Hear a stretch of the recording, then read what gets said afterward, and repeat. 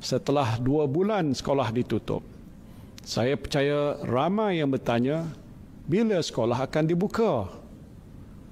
Seperti mana yang telah diumumkan oleh Yang Berhormat Menteri Kanan Pendidikan sebelum ini, tarikh pembukaan semula sekolah akan dimaklumkan sekurang-kurangnya 2 minggu sebelum sekolah dibuka.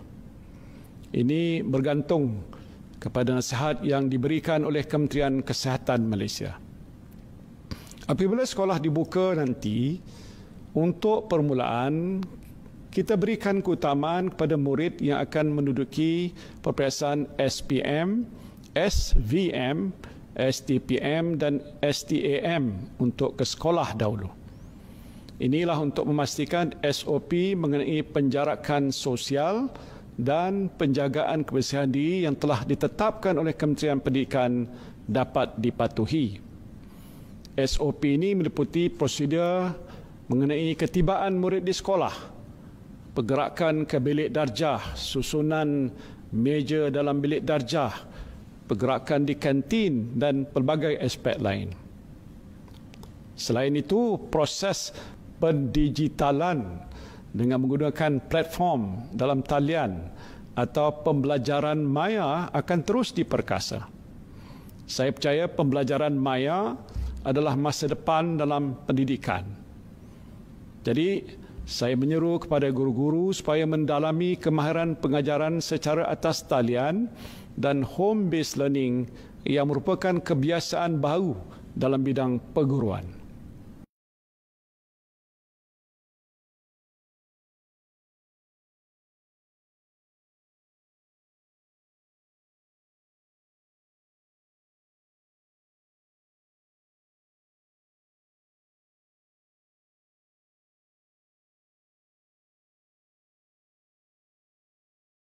Pandemik COVID-19 mengubah segala kelaziman kita. Ini mendorong kepada era normal baharu, termasuklah bidang pendidikan yang tertumpu kepada pembelajaran di rumah.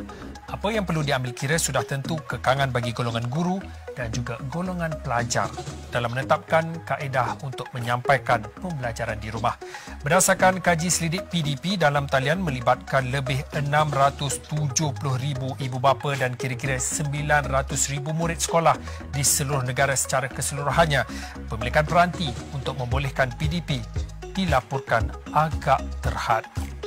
Ini membabitkan pemilikan peranti seperti komputer peribadi 6%, tablet 5.76%, komputer riba 9% dan telefon pintar 46%. Bagi murid yang tiada langsung sebarang peranti, jumlah peratusannya adalah 36.9%. Yang mana jumlah tiada langsung peranti adalah 329,918 murid. Daripada jumlah itu, 50% murid sekolah rendah tiada langsung peranti. Bagi murid luar bandar, 50% murid tiada langsung peranti. Malah bagi murid di luar bandar, peratusan bagi murid memiliki komputer peribadi, tablet, komputer riba dan juga telefon pintar juga menunjukkan jurang perbezaan yang ketara. Ini dapatan soal selidik yang dibuat membabitkan 1 juta murid. Bayangkan jika soal selidik ini membabitkan jumlah keseluruhan 4.7 juta murid di seluruh negara. Era normal baharu pendidikan, persoalannya di mana kedudukan kita nanti.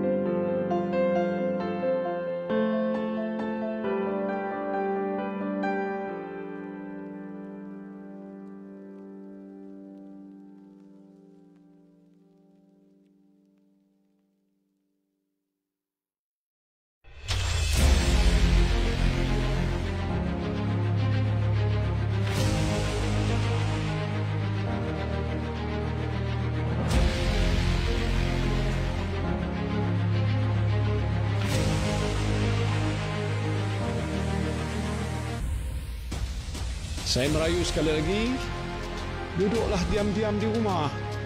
Stay at home and protect your family and yourself. Kenapa? Kerana kita hendak putuskan rantaian jangkitan. We want to break the chain of infection of this virus.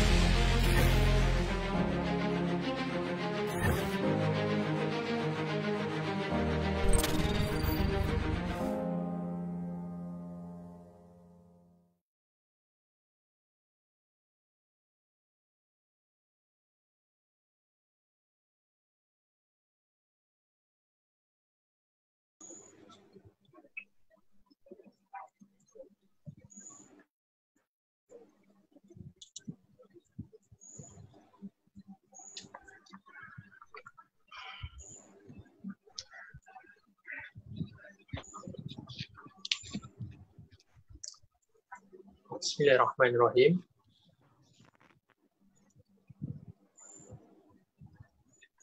Alhamdulillahirabbil alamin. Wassalatu wassalamu ala asyrafil anbiya'i wal mursalin wa ala alihi wa sahbihi ajma'in. Assalamualaikum dan selamat pagi semua. Assalamualaikum warahmatullahi wabarakatuh. Baik. Alhamdulillah. Wassalatu wassalamu ala asyrafil anbiya'i. Sebelum saya memulakan majlis kita pada hari ini, eloklah kita mulakan dengan umul kitab Al-Fatihah. Bismillahirrahmanirrahim. Alhamdulillahirrahmanirrahim. Maliki yaumiddin. Iyyaka nasta'in ihdinash shiratal ladzina an'amta 'alaihim ghairil maghdubi 'alaihim waladdallin. Bismillah. Jadi saya perkenalkan diri saya dahulu. Nama diberi Arifuddin bin Zulkifli dan saya merupakan ketua kluster pendidikan bagi Jabatan Profesional Muda yang mana yang kita bersiaran hari inilah. JPRO ni merupakan salah satu sektor di bawah sumber manusia di bawah Dewan Pemuda PAS Malaysia, dan ia berperanan sebagai platform para profesional muda untuk mendapatkan khidmat nasihat dalam kerjaya mereka. Tuan-tuan, puan-puan sekalian, bersama saya hari ini adalah dua ahli panel kita yang hebat. Yang pertama saya kenalkan ialah Profesor Datuk Dr. Abdul Halim Tamuri, merupakan Presiden Persatuan Intelektual Muslim Malaysia. Dilahirkan di Tanjung Karang, Datuk. Ya, Tanjung Karang.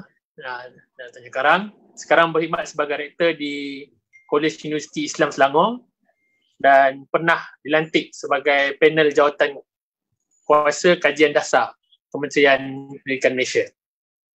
Panel kedua kita hari ini ialah Profesor Madya Dr. Rizwan Encik Ros, berasal daripada Bukit Mentajam, Utara Mai.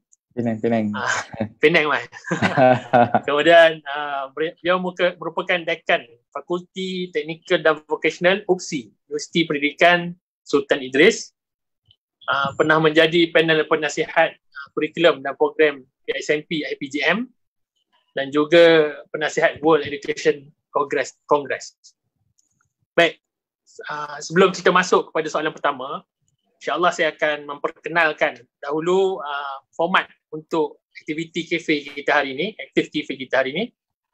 Kita ada 3 pusingan, yang mana setiap pusingan tersebut ada 2 soalan. Soalan-soalan ini saya telah dikutip daripada ahli-ahli kluster pendidikan. Cuma pada pusingan yang ketiga, kita akan adakan soalan open question untuk audiens FB kita. Dan satu soalan kita beri kepada ahli panel sebanyak 6 minit insyaAllah. Kalau lebih boleh, kalau kurang janganlah.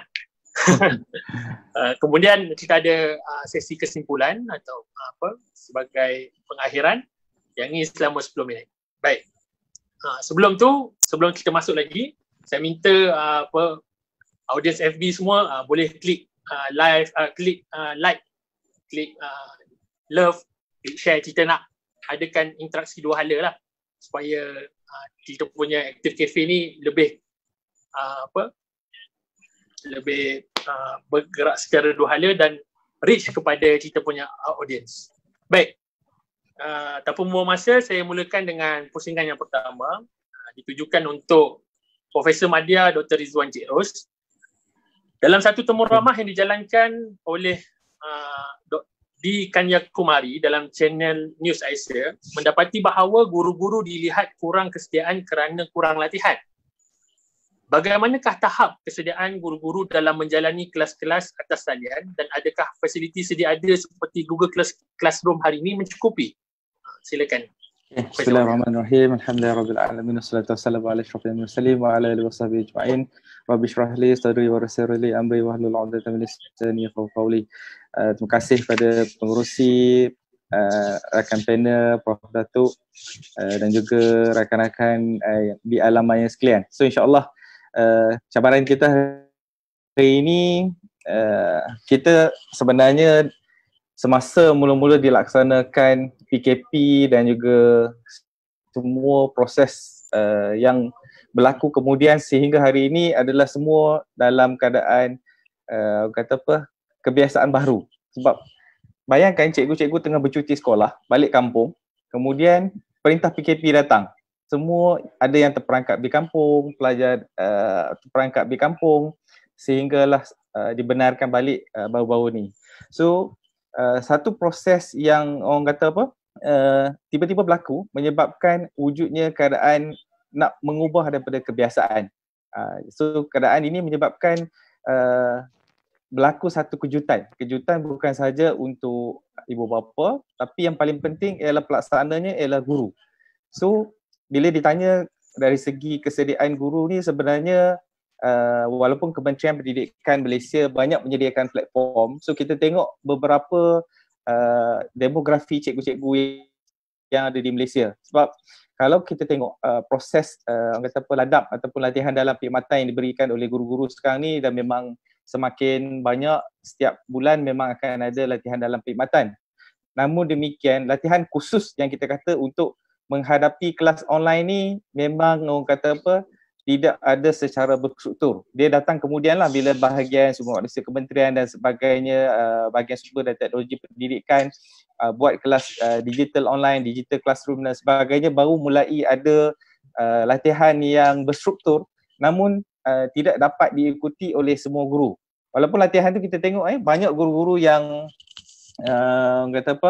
menyertai latihan, dapat CJ, dapat CPD point, Continuous Professional Development point ataupun mata SLP dan sebagainya tu.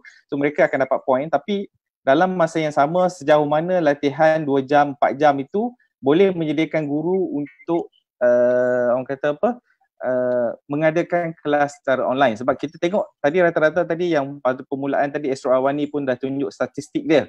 So dalam proses pembelajaran ni, dalam instructional design, macam kita nak membuat reka bentuk kajian, yang pertama sekali kita kena kenal pasti ialah dari segi analisis keperluan ataupun keperluan murid, guru dan juga ibu bapa tu sendiri. Sebab kita punya cabaran hari ni, bila benda tu berlaku tiba-tiba, PKP berlaku tiba-tiba dan sekolah ditangguhkan, PT3 ditangguhkan, UPSR ditangguhkan, semua tu menjadi satu kejutan baru. Dan untuk adaptasi dengan kejutan baru tu agak mengambil masa. Guru-guru pun mengambil masa, and then ibu bapa juga mengambil masa, murid-murid apatah lagi yang orang kata sebelum ni mungkin dia orang gunakan smartphone, gunakan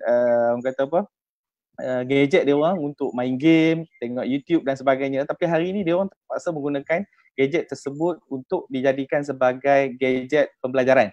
So dalam konteks yang pertama kita tengok dari segi kesediaan guru lah. So dalam konteks kesediaan guru, isu yang pertama ialah adakah guru tak cukup latihan.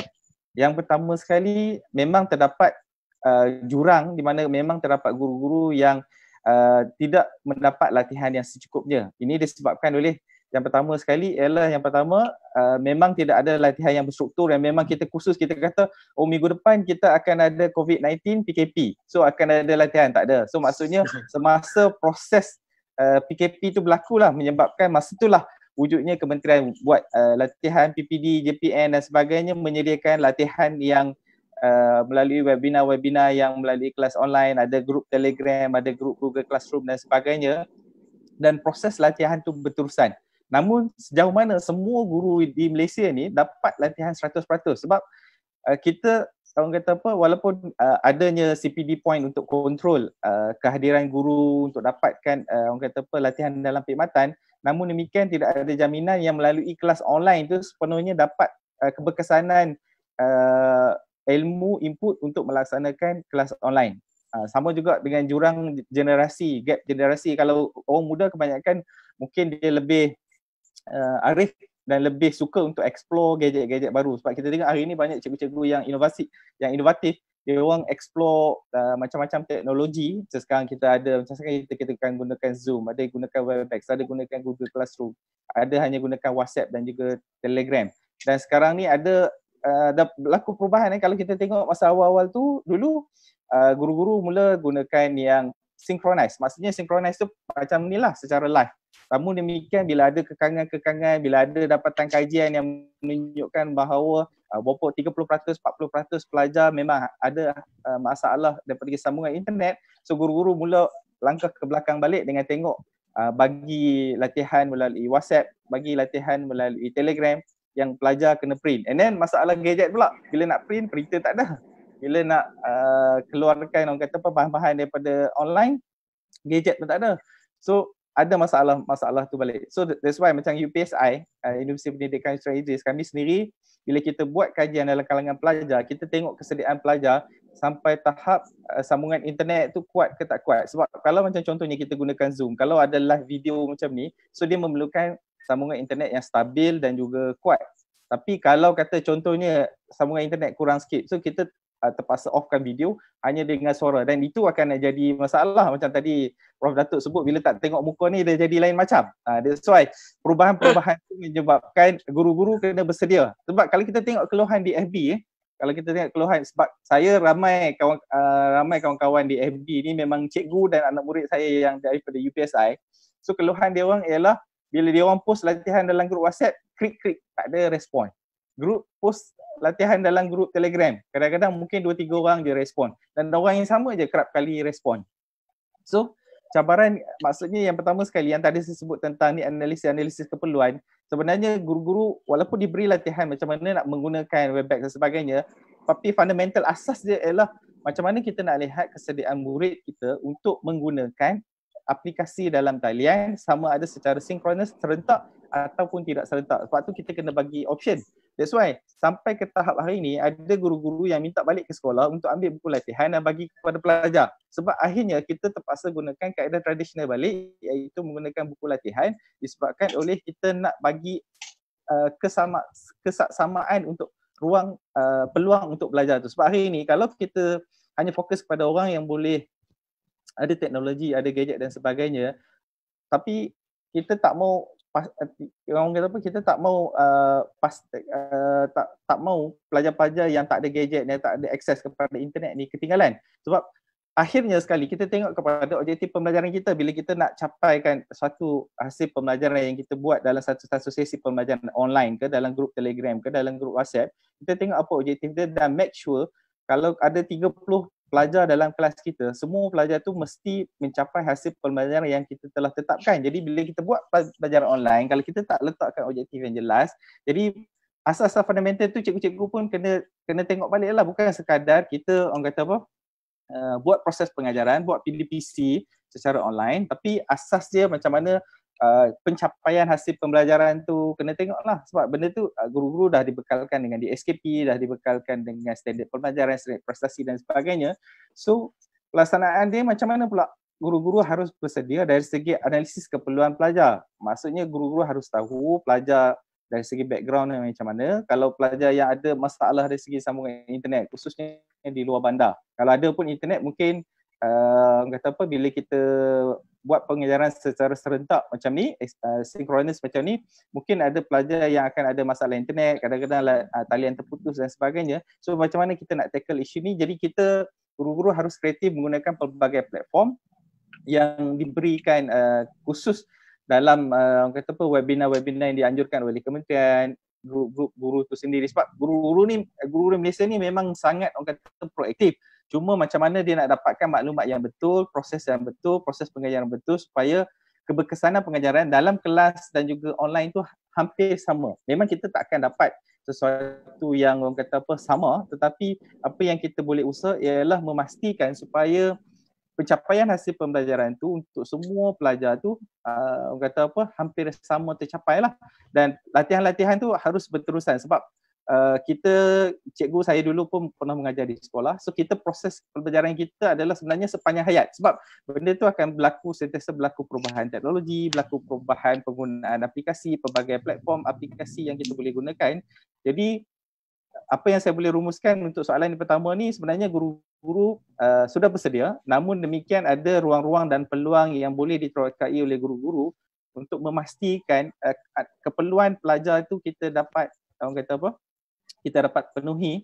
Dalam masa yang sama kita dapat melaksanakan work from home sebab guru-guru diberi tugas amanah untuk menyampaikan isi pembelajaran secara dari rumah, namun dalam masa yang sama akan ada kekangan daripada murid yang kadang-kadang tak respon. Yang itu cabaran-cabaran yang guru-guru harus bersedia untuk menghadapi dengan kebiasaan baru ni lah. Macam mana kita nak make sure pelajar kita tu mengikuti kelas kita, dan yang lebih penting ialah mencapai hasil pembelajaran, diberi tugas amanah pendidikan yang kita nak sampaikan. Bukan sekadar kita habiskan sesi 2 jam tapi pelajar langsung tak dapat apa. So maksudnya latihan penggunaan aplikasi teknologi, Google Classroom dan sebagainya itu memang sangat penting, tetapi asas fundamental juga cikgu kena tengok apa pencapaian hasil pembelajaran dan sebagainya. Sebab itulah sebenarnya asas, kalau sebab tu buku cikgu-cikgu kena buat buku rekod mengajar supaya dia tahu apa yang dia nak ajar dan apa yang dia nak capai selepas habis satu sesi-sesi pembelajaran. Bukan sekadar kita bagi 10 kerja siapkan dalam masa 2 hari, lepas tu hantar balik kat cikgu semak. Tapi pelajar tak dapat langsung makna kepada 10 like assignment, tugasan yang diberikan oleh guru, sekadar menyiapkan. So adakah yang itu yang kita nak? That's why saya tekankan bahawa bukan sekadar latihan kepada aplikasi teknologi, namun demikian asas-asas fundamental tu cikgu-cikgu kena lihat jugalah. Walaupun kita kata latihan tu mungkin banyak peluang latihan, sebab bila kita kata dalam keadaan pembelajaran online ni, peluang latihan tu memang ada di mana-mana saja pada bila-bila masa. Kat mana-mana online ni cikgu boleh belajar. So tak ada masalah lah. Cuma cikgu nak ataupun tak nak lah. That's why tema Hari Guru yang lepas, berguru demi ilmu tu, maksudnya fokus yang pertama ialah berguru demi ilmu tu. YB Menteri Pendidikan sebut cikgu-cikgu kena berguru untuk dapatkan ilmu-ilmu baru, cara-cara baru bagaimana untuk mendidik supaya kita dapat bina generasi baru. Bayangkan dalam keadaan COVID-19, pelajar-pelajar tak bertemu dengan kita, dari segi adab kita tak dapat dah ajar. So maksudnya generasi baru yang akan keluar nanti, mungkin sebab tu ada orang buat humorous dalam beberapa komen dia orang mengatakan pelajar yang keluar generasi online ni kemahiran tu tak ada. Sebab apa? Semua bersemuka secara online. So saya rasa itu saja dulu. So kesimpulan dia, cikgu-cikgu dapat latihan yang sudah dapat latihan sepatutnya, namun demikian ruang dan peluang banyak lagi di luar yang boleh cikgu-cikgu untuk kukuhkan ilmu masing-masing. Sebab Kementerian JPN memang takkan dapat pantau semua orang guru, setiap orang. Tetapi apa yang kita boleh buat sebagai guru ialah kita belajar untuk memastikan kita dapat menyampaikan ilmu kepada pelajar dan memberi peluang kepada semua pelajar untuk akses kepada pendidikan. Itu saja buat masa ini. Terima kasih diucapkan kepada Profesor Madya Dr. Rizwan Cik Ros atas soalan yang pertama tadi. Saya lihat antara perkara penting ditekankan oleh Profesor Madya ialah bagaimana guru perlu memaksimalkan kekreatifan mereka untuk memastikan bahawa PDPC itu dapat dijalankan dan bahawa murid itu dapat ilmu tersebut. Sebab takut kalau cikgu mengajar, murid tidur pun tak jadi juga tu kan. Takut cikgu shock sendiri je lah. Jadi cikgu shock sendiri tu payah tu tidak. Jadi tuan-tuan perempuan sekalian, saya tengok tak cukup like dengan tak cukup love lagi ni. Boleh jemput untuk tuan-tuan perempuan sekalian untuk komen, untuk bagi soalan-soalan. Setakat ni kita ada 108 viewer. Baik. Untuk soalan yang seterusnya, secara realiti, selain jurang penempatan, jurang umur juga dilihat memberi kesan kepada kesediaan guru dalam melaksanakan pembelajaran dalam talian. Kita sedia maklum, ada guru-guru yang tak cekap dalam menggunakan teknologi terutamanya guru-guru kita panggil senior lah, veteran. Jadi soalan untuk Prof Datuk Dr. Halim Tamuri, apakah cara terbaik bagi memastikan guru-guru sebegini yang kurang mahir dapat terus memberi ilmu walaupun dengan kekangan kemahiran? Silakan. Assalamualaikum warahmatullahi wabarakatuh. Terima kasih kepada Sarifuddin dan sahabat saya bersama Dr. Rizwan. Perbincangan yang diutarakan oleh Prof. Madia Dr. Rizwan cukup menarik, di mana permulaan kepada bagaimana keperluan kita dalam konteks COVID-19 ni sebenarnya memang mengejutlah. Semua terkejut kan. Tiba-tiba tengah cuti sekolah nak balik, tak boleh balik. Yang tu timbul buku tinggal kat nota kat kampus, semua tinggal macam-macam lah, tak nak boleh. Jadi dia memang masa tu siapa pun stuck.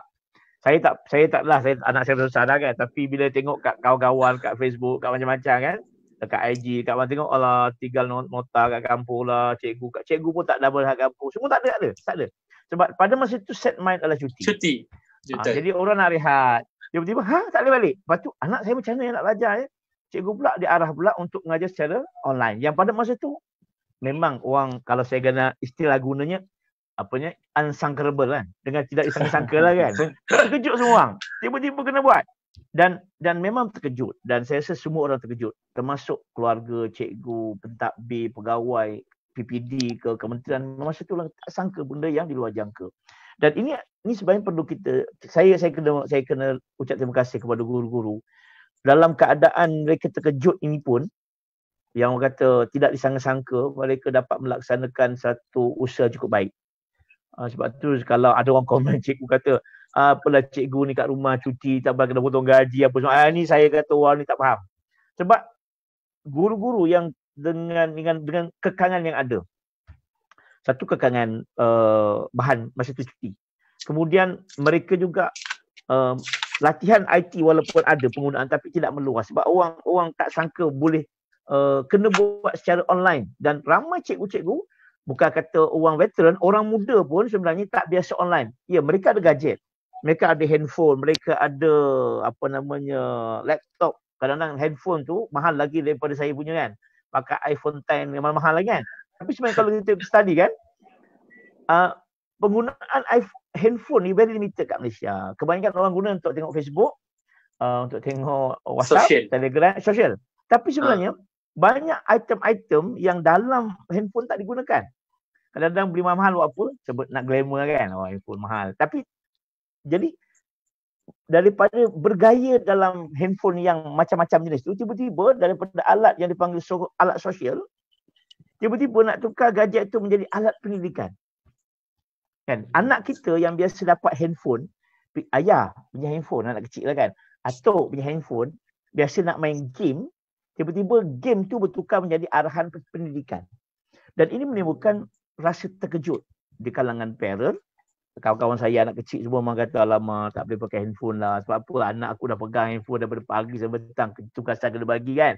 Habis tak boleh buat apa-apa. Sorry lah kalau aku tak balas WhatsApp. Sebab handphone tu dipegang oleh anak. Kalau anak 3 orang bertukar pula, anak nombor 1, 2, 3, 4, 5. Sebab tugasan banyak kan. Dia menyebabkan, dia menyebabkan terkejut semua orang. Baik. Jadi pada saya, apa yang penting kepada kita, pada saya lah, guru-guru sebenarnya dah ada basic dipanggil teknologi. Dan tak tahulah kalau pada saya, mungkin saya salah minta maaf lah, saya rasa tak ada cikgu tak ada handphone. Tak ada. Saya semua ada handphone. Kalau dia tak pakai handphone tu maknanya pelik sikit lah kan.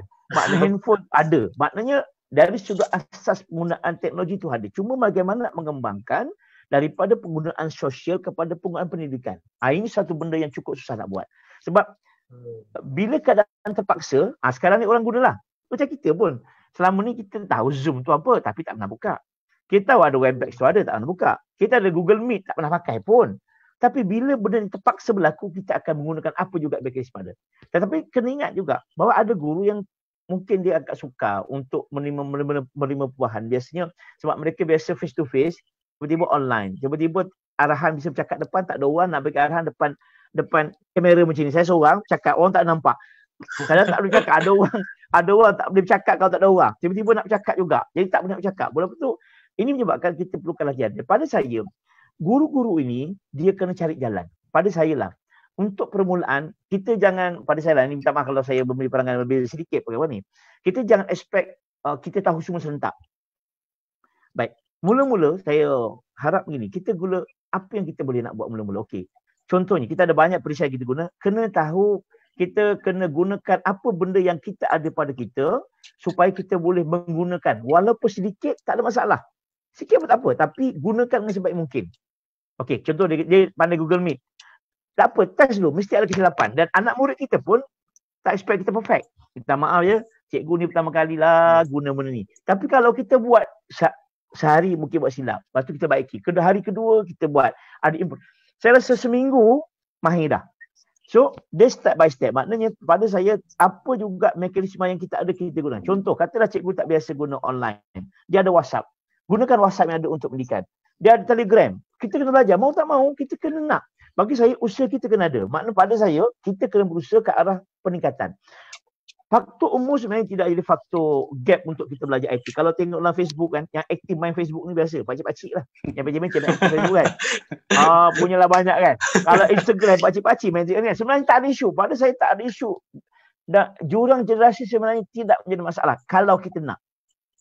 Pagi tadi saya sempat dengar satu video yang dibuat ataupun temubual yang dibuat oleh IPG membahas tentang seorang cikgu yang dapat anugerah global. Jadi nama cikgu Lee Shaw-im. Kalau tengok ni, saya suka tengok video ni. Bagaimana dia menceritakan, dia juga menarik. Pagi tadi saya dengar. Saya kebetulan tengok gue, nak cuba dengar dia apa yang cakap. Dia kata simple. Dia dah kerja 30 tahun. Maknanya dah umur 50 lebih macam saya juga, dah tua. Dia pun mengaku, dia kata saya pertama kali, saya pun tak pernah fikir saya kena mengajar online dengan anak murid saya. Dia kata 1 minggu PKP pertama tu, dia cerita, kalau tengok video tu menarik, kalau tengok video tu, seminggu tu dia study apa yang dia boleh belajar sampai tengah malam. Maknanya effort tu kena ada. Dan umur 50 lebih. Jadi faktor generasi umur ni boleh kita jadikan sebagai satu, bukan asas kepada kita untuk kita tidak teknologi. Maknanya kalau cikgu tu nak, sekejap je belajar. Dia bukan nak mahir semua. Step by step. Kalau kita lah kata dalam sekarang ni, kalau PKP dah masuk minggu yang ke-11 ke-12 lah. Maknanya kalau dia pakai aplikasi, dia ada 12 aplikasi, dia belajar, dia dah mahir 12 aplikasi lah. Maknanya step by step belajar. Jadi pada saya lah. Maknanya guru ini kena menggunakan apa juga mekanisme yang dia ada dalam dunia teknologi. Sebab tu dua perkara ya kalau kita bincang dalam soal teknologi pendidikan. Yang pertama dia panggil infrastruktur. Itu paling, infrastruktur penting. Mana infrastruktur ada, tidak ada. Yang kedua, infrastruktur. Maknanya, apa yang kita sampaikan. Baik, infrastruktur satu benda cukup besar. Kita tak nafikan.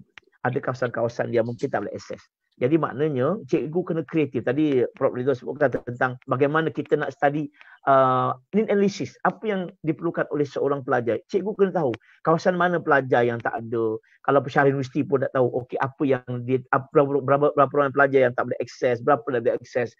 Jadi mula-mula kena study juga. Sebab tu dalam teknologi, dalam pendidikan, kalau kita basic secara normal lah, ni bukan yang norma baru kan, norma lama, kita biasa ada dipanggil apa buku, apa latar belakang pelajar tu sebenarnya untuk kita tahu bagaimana pelajar itu. So dalam internet sama juga. Ada anak murid kita, dia tak naik, kita hantar tak respon. Rupanya kawasan dia 3 hari baru dapat akses yang data tu masuk. Mungkin itu kena tahu. So bagaimana kita nak buat? Yang ni saya kata solusi paling mudah, paling kos paling murah. Mungkin cikgu kena alihkan daripada secara dia panggil synchronize ini kepada menggunakan Facebook. Saya dapati kan, saya bincang dengan kawan-kawan bidang IT, sebenarnya kos yang program paling mudah untuk guru share dia punya knowledge dalam dia punya Facebook. Sebab Facebook ni bila dia rakam, dia stabil, orang ramai pakai, dia akan maintain dalam sebagai live dan akan jadi recorded. So dia akan kekal. Tapi kena ready lah. Sebab tu kita jangan, kita kena ready lah. Orang komen tu biasalah. Cikgu kena ready, kena komen lah kan. Okay. Jadi benda paling mudah kalau tak boleh Facebook tu kan. IG pun boleh gunakan. Jadi ini sebahagian daripada kreativiti guru untuk mencari jalan bagaimana cara terbaik untuk menggunakan teknologi dalam pendidikan. Saya faham ada guru-guru macam so-called allergic. Allergic ni bukan apa, dia tak biasa. Tetapi bila kita biasakan dengan menggunakan teknologi, sebenarnya akan memudahkan guru. Contoh saya kata paling mudah, macam kelas, macam kita buat webinar kan. Saya kata ini benda paling basic. Mula-mula saya tahu webinar ni dia basic je. Dia kena praktikal juga. So praktikal itu mesti ada effort daripada guru-guru dan juga atau pensyarah untuk membiasakan diri dalam penggunaan teknologi. Dan saya tak nafikan bahawa kadang-kadang sebab kita complacent biasa macam saya pun ada macam saya sendiri pun rasa bila kata alah susahnya nak pakai online ni boleh ke. Tapi sebenarnya bila kita dah biasa guna online, dia jadi macam addicted pula. Apa pula, saya pun telefon tak bayar, tak dapat muka lah kan. So kita pun live, oh ada muka. Tapi janganlah tutup kamera tu kan, tak nampaklah muka. Sebenarnya kalau dari sudut interaksi, lebih baik kita bercakap macam ni. Dan kita lebih nampak riak muka, boleh record sebagainya. Ini proses yang kita. Jadi kebiasaan itu perlu dilakukan. Maknanya daripada norma baru itu yang tak biasa, dia kena jadi norma baru yang dibiasakan. Dan akhirnya pada saya lah, kita akan terus dapat berilmu. Apa juga kekangan kalau cikgu itu kreatif. Cikgu kreatif. Saya kata cikgu kreatif. Dia seorang guru hebat. Dia akan menggunakan apa juga mekanisme yang dia ada. Kalau dia mahir guna Facebook, dia akan gunakan Facebook untuk PDP. Kalau dia mahir IG itu untuk pendidikan, dia boleh guna apa juga mekanisme untuk PDPC lingkungan. Kalau dia boleh guna Zoom, dia akan gunakan semaksimal mungkin. Jadi pada saya ialah kreativiti guru itu menggunakan teknologi dan pada saya tak ada masalah untuk guru-guru mungkin kena kreatif, kena study dan pada saya faktor umur sebenarnya tidak menjadi penghalang kepada untuk mereka belajar dan kalau nak buat latihan ni saya mungkin sentuh sikit tentang latihan guru. Pada pandangan saya kalau boleh lah dia kena clusterkan. Dia cluster ni tuan-tuan Dr. Prof dia kena clusterkan bukan nak kata nak sisihkan tak maksud dia kena faham bila orang macam saya ajar guna gadget mahal ni ataupun canggih-canggih slow sikit. Jadi kena kelompokkan slow macam saya ni satu kelompok. Ini kelompok yang laju sikit satu kelompok. So dia baju kalau budak muda ni tak payah dia kejap aja ini your self learning. Jadi setiap guru ni dia kena bagi jalan bila kita bagi training. Kesilapan kita kita bagi training bagi semua yang budak muda pukul rata sama. Yang kita dia orang tua lah tak jumpa nak cari ada saya belum bersyarat gunakan Zoom. Nak cari mouse, cari ikon untuk mikrofon tak jumpa. Rupanya kat bawah tu je. Orang budak muda kat situ. Kat mana? Kat situ. Situ kat mana? Kita tak tahu. Jadi latihan untuk guru-guru veteran macam saya ni kena diasingkan dengan guru kelompok yang sederhana dengan yang laju. Jadi akhirnya nanti anak muda yang mahir ini akan jadi mentor kepada guru veteran. Ini dua perkara yang saya rasa perlu kita kena balance kan. Sebab macam saya kena kesian lah kan nak cari mouse, pegang mouse kan. Kadang nak tengok kalau handphone ni kan, ada handphone ni kan. Nak tengok nombor kecil, alah ya Allah tak nampak.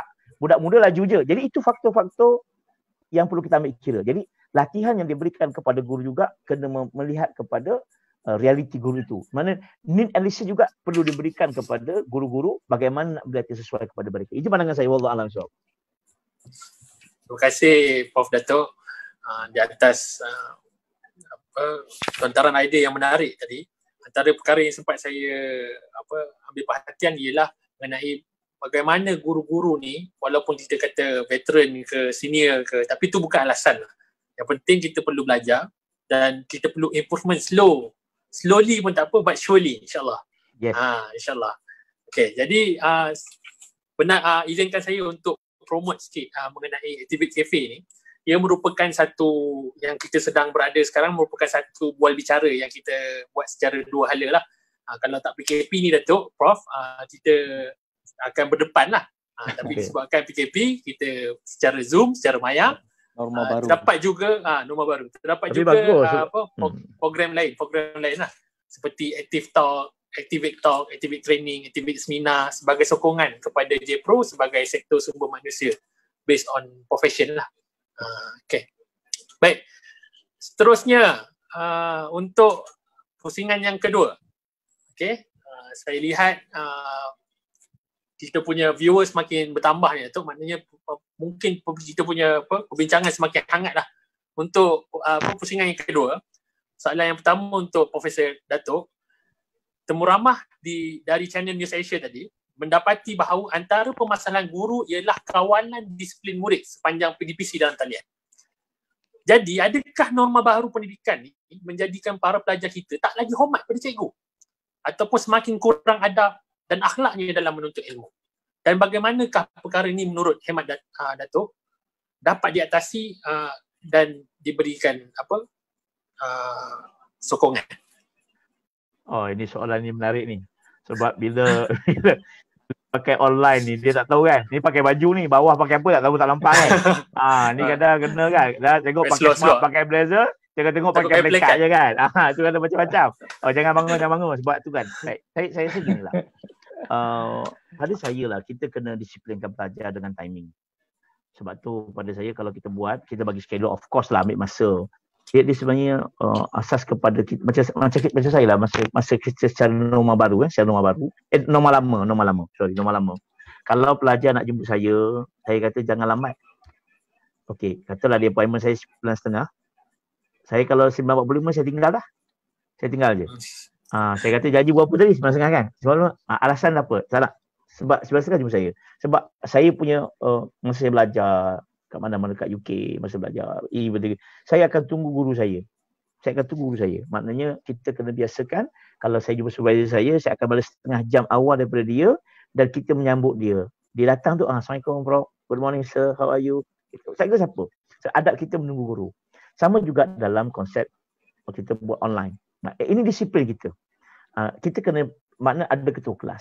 Dia kena aturkan. Okey, kita kena pastikan, kita kalau katakanlah buat secara paralel macam ni kan, serentak, sinkronis semua kan. Maknanya ada orang yang pastikan, okey macam biasa macam sekolah. Okey, Assalamualaikum. Boleh juga menggunakan dalam website ni kan, kita buat Assalamualaikum, Waalaikumsalam, selamat pagi semua, good morning. Ini disiplin, itu punctuality itu penting untuk kita bina dalam konteks pendidikan. Jadi pada saya bergantung kepada guru itu bagaimana nak melakukan adab itu. Baik, contoh. Punctuality itu satu adab. Makna taat kepada guru. Yang kedua, kita kata dalam kelas, kat rumah. Kat rumah tak payah, kalau kat rumah takkan nak pakai baju sekolah. Itu tak payahlah kan. Ada apa? Saya kena siap baju apa-apa sebab saya punya cikgu saya kalau nak buat online pakai Zoom ni kena pakai baju sekolah. Tak payah. Tapi kena baju proper. Proper macam mana? Kemas. Ikut adab yang sepatutnya. Bila jumpa guru kena bertanya. Dalam online, katalah dalam online kita kata nak tanya online. Dalam online kita boleh tanya secara beradab. Kan ada boleh, Assalamualaikum, good morning, sir, boleh saya tanya. Adab itu boleh berlaku secara online. Tak ada isu. Contoh saya kata, kalau dia untuk mengajar pelajar untuk lebih telus, simple saja. So jangan offkan kamera. Kalau dia stabil. Kalau tak stabil, kita offkan kamera lah. So di situ juga satu nilai adab yang kita rasa kita boleh berikan. Ya, dia tak sama. Simple, dia tak sama, kita tak boleh nafikan bahawa memang tak sama kita mengajar berdepan dengan mengajar secara online. Tetapi dengan keadaan daruriyah yang terpaksa, yang daruri sekarang ni, itulah mekanisme yang ada. Daripada tak belajar langsung, kan, cuti panjang tak ada cikgu, tak nampak muka, lagi teruk kan. So sekurang-kurangnya bila berdepan nampak guru. Sebab pada saya, sebagai seorang pendidik, berdepan dengan secara online macam ni, dia mudah. Contoh sebagai kita, saya bincang dengan kawan di peringkat yang buat tahfiz Quran. Kan?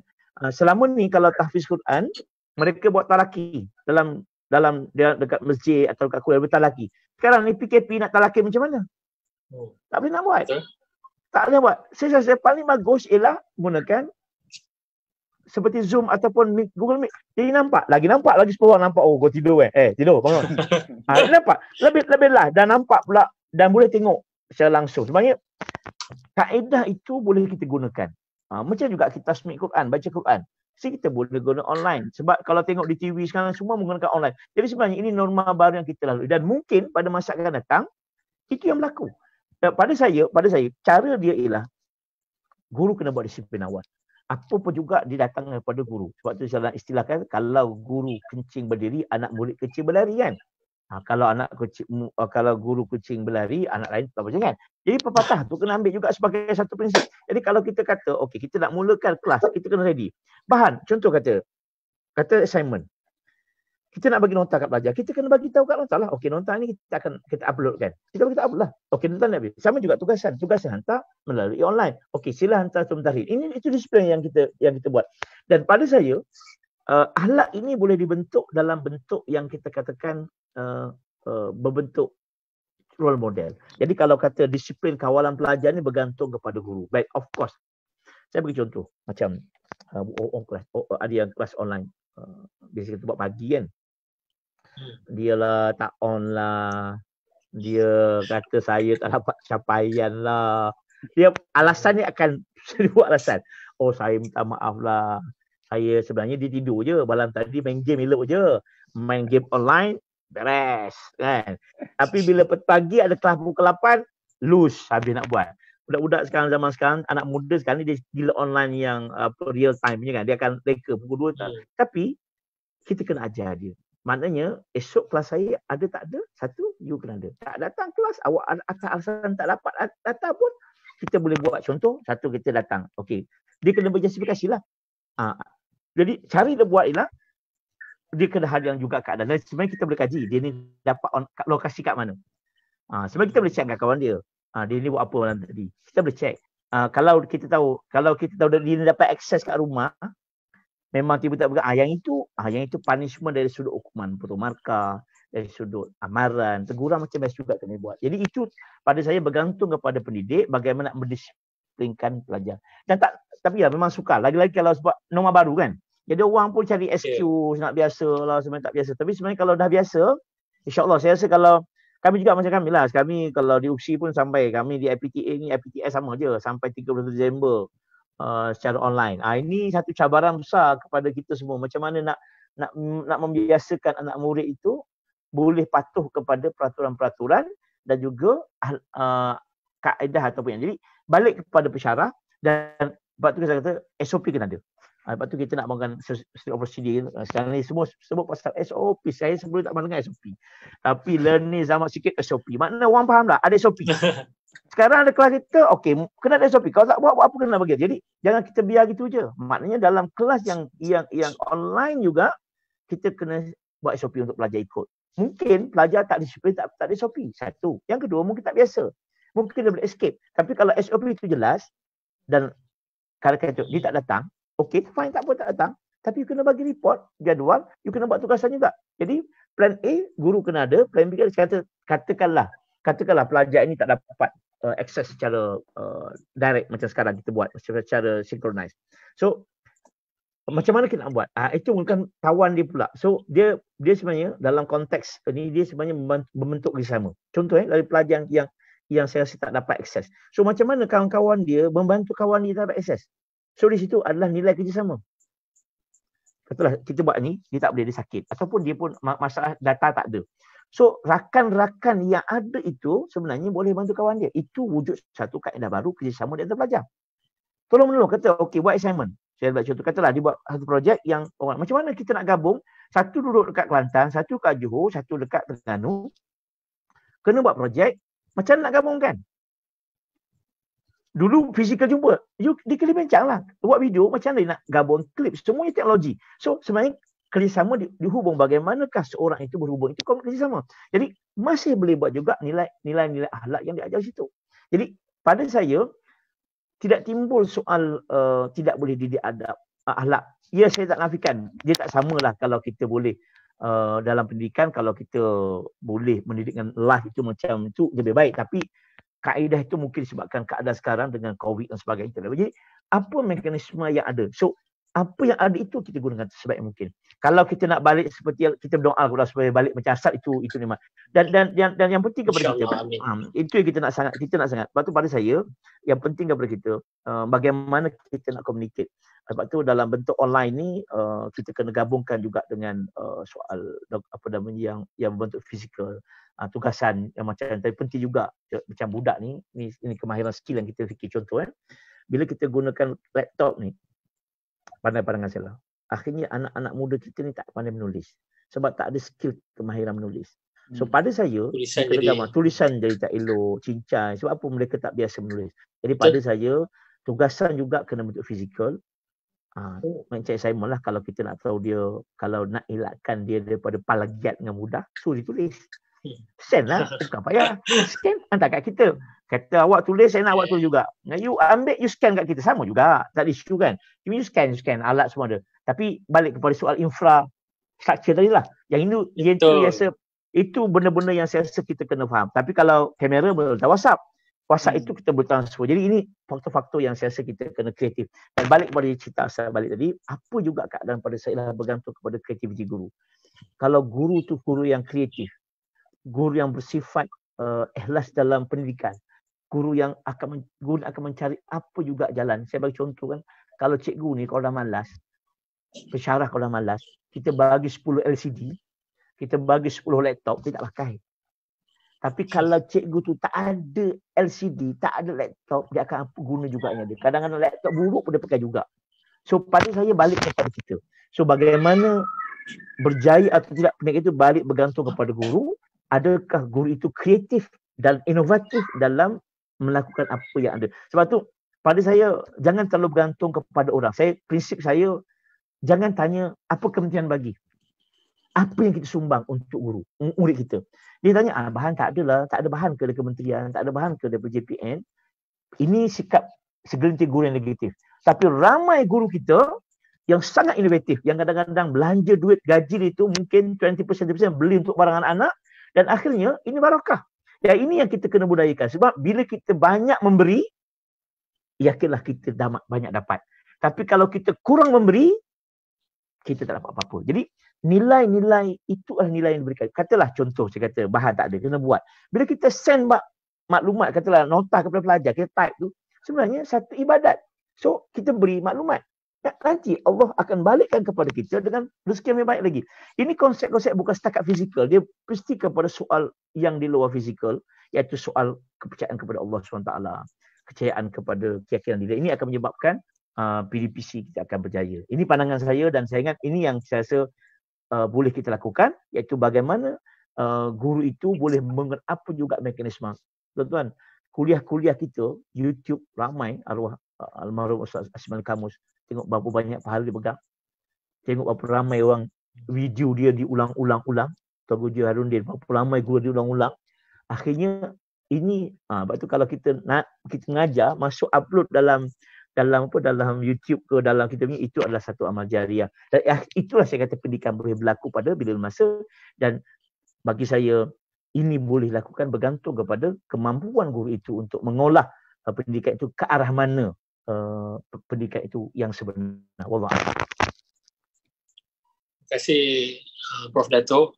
Antara perkara yang saya boleh sempat ambil ialah bagi memastikan disiplin murid ni kita kena ada SOP yang jelas. Maknanya kelas kita tu memastikan disiplin murid kita sentiasa terkawal, SOP mesti jelas. Kalau SOP pun berwarga, insyaAllah kelas pun berwarga dah. Kalau SOP ke laut, semua ke laut dah orang itu lah. Itulah. Kalau SOP sekarang ni salah ni kena denda 1,000 yang sekarang. Langgar SOP kan. Tak, Lani cerita. Saya tak boleh sekarang ni pakcik-makcik kabuk. Saya ikut SOP itulah sekarang. Maknanya dia is there. Maknanya sebenarnya SOP tu ada. Sebab tu macam kita orang COVID lah kan. Kerajaan dah bagi SOP.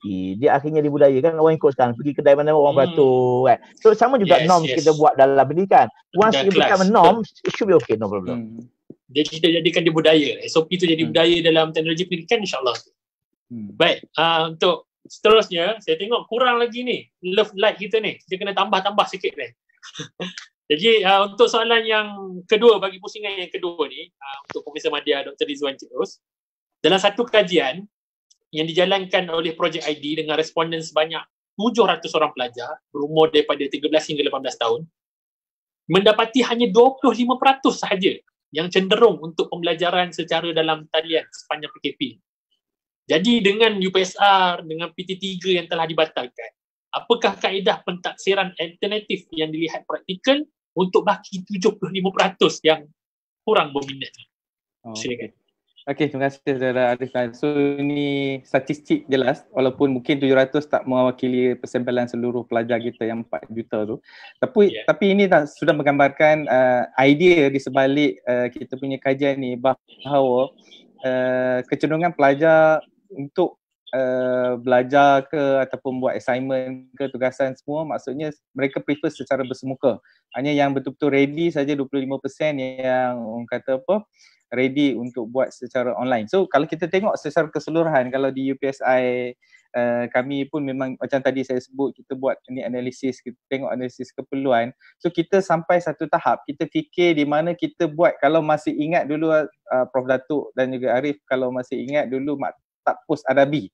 Maktab post Arabi dulu pembelajaran masa dulu macam-macam ODL, Open Distance Learning, tapi cuma dia hantar modul kepada pelajar. Kan dulu kita belajar maktab Arabi gaya post. So sampai sekarang kita di UPSI kita fikir sampai tahap macam tu, cuma kita tak hantar modul bercetak, kita hantar pen drive. So inisiatif UPSI di bawah TNC Academic Prof Amin. So apa yang kita cadangkan dan kita dah buat pun, beberapa fakulti dah hantar, kita hantar pen drive. So maksudnya dalam keadaan kebiasaan baharu ni, kita kena fikir sampai satu tahap untuk memberi equality, kesamaan kepada semua pelajar supaya dapat akses yang sepatutnya. So balik pada konteks hari ini, pentaksiran alternatif, apa yang kita boleh, pentaksiran alternatif ni ada banyak definisi, tapi definisi dalam konteks alternatif kepada pentaksiran biasa disebabkan oleh kebiasaan baru ni. So maksudnya kalau sebelum ini pentaksiran kita ialah kita buat, kalau pentaksiran formatif tu berterusan tu, kita akan ada assignment, tugasan, projek. Macam saya mengajar pertanian, kita buat projek mitigasi, kita buat projek-projek pertanian. Pelajar kena tanam pokok yang kita akan bimbing macam mana nak tanam, buat projek rock melon dan sebagainya. So hari ini apabila benda tu dah berubah, itu kita kena fikir di luar norma yang kebiasaan yang kita buat. Kalau kelas ditangguhkan, maksudnya akan ada akan ada 2 semester pelajar belajar secara online. Jadi macam mana kita nak melaksanakan proses amali itu, yang kita kata proses amali itu ialah pentaksiran autentik, iaitu kita tengok proses pelajar membuat sendiri, melakukan sendiri, dan kita nilai apa perbuatan yang dia buat untuk mengukur kompetensi ataupun kemahiran pelajar tersebut. So hari ini, apa yang kita boleh buat, pentaksiran formatif tu, sebelum saya akan cerita summative nanti macam mana kita nak gantikan final exam. So maksudnya dalam konteks ini, sebelum saya cakap pasal pentaksiran formatif tu, kesediaan kena ada tiga pihak kena bersedia. Yang pertama ialah guru tu sendiri yang akan buat item, akan buat soalan, akan buat orang kata apa, tugasan, buat project based learning ataupun problem based learning dan sebagainya, menyelesaikan masalah. And then yang kedua, pelajar tu sendiri dia kena faham apa jua tugasan yang pensyarah akan bagi tu. Jadi dia kena faham dulu pensyarah nak apa tujuan apa sebagainya. So arahan tugasan tu mesti jelas. Ada rubriknya yang sebut Prof Datuk sebut tentang rubrik, macam mana alat ukur untuk kita mentaksir assignment yang diberikan oleh student. And then yang ketiga, kita perlu juga bantuan ibu bapa.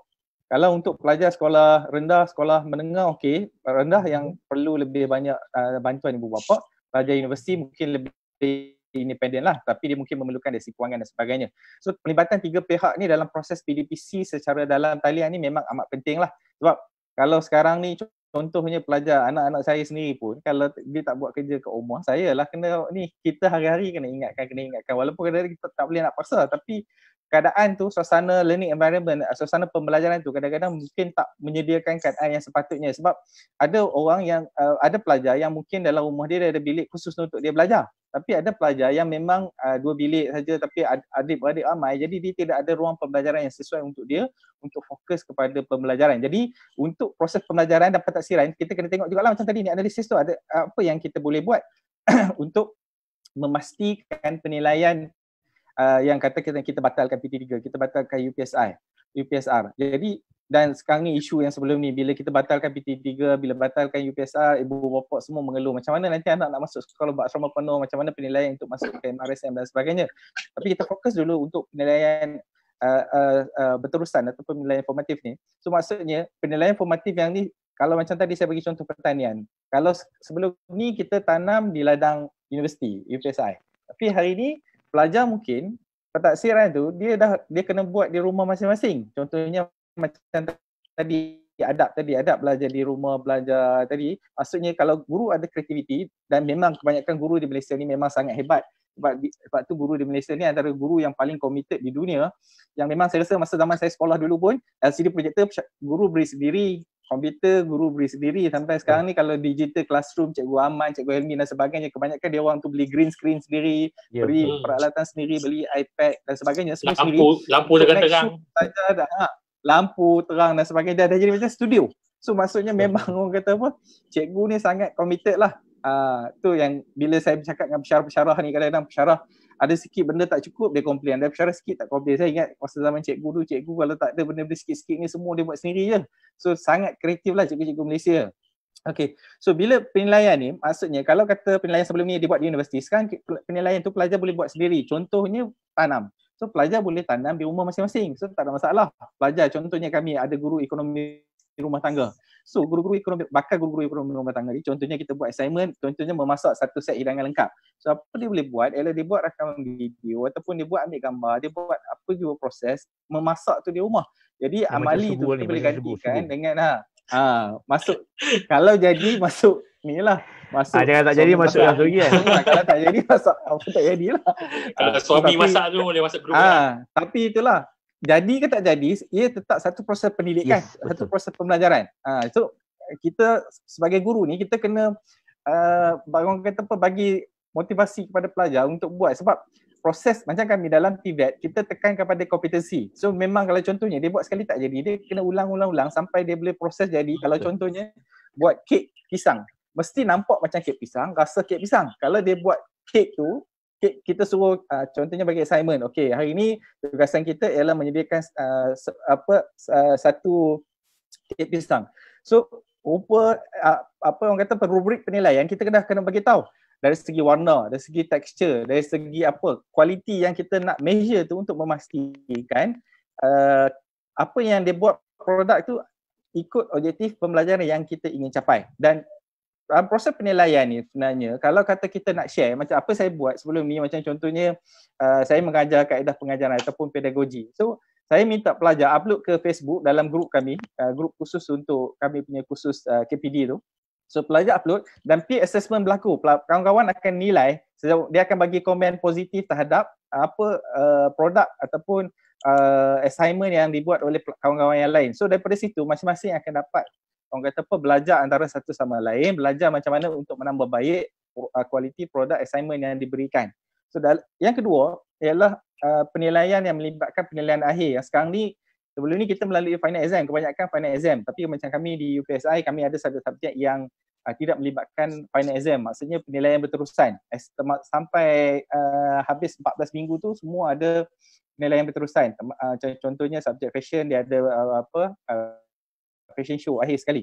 So dia tidak ada peperiksaan akhir. So kalau untuk saja peperiksaan akhir, apa yang kita nak kena make sure ialah macam mana kesediaan kita untuk melakukan peperiksaan akhir tersebut kalau kita nak buat secara dalam talian, kesediaan internet. Contohnya, hari ni kalau kita nak bagi 1 jam ataupun 2 jam pelajar menjawab soalan peperiksaan akhir, so kita kena make sure 100% pelajar kita tu dah memang ready untuk menjawab soalan. Tapi isu kita balik pada tadi, 30% tu memang akan ada masalah akses internet. Jadi alternatif dia ialah kita boleh buat open book test, kita bagi masa 24 jam ataupun 48 jam kepada pelajar untuk orang kata open book exam untuk menjawab soalan-soalan tu. Dan orang kata kadang-kadang open book exam ni walaupun kita buat ni, dia tak boleh jumpa dalam buku pun. Dia kena guna creative thinking dia, analytic thinking dia untuk mencari jawapan. Jadi maksudnya akan ada pentaksiran alternatif kepada pentaksiran biasa yang kita selalu hanya nampak final exam. So maksudnya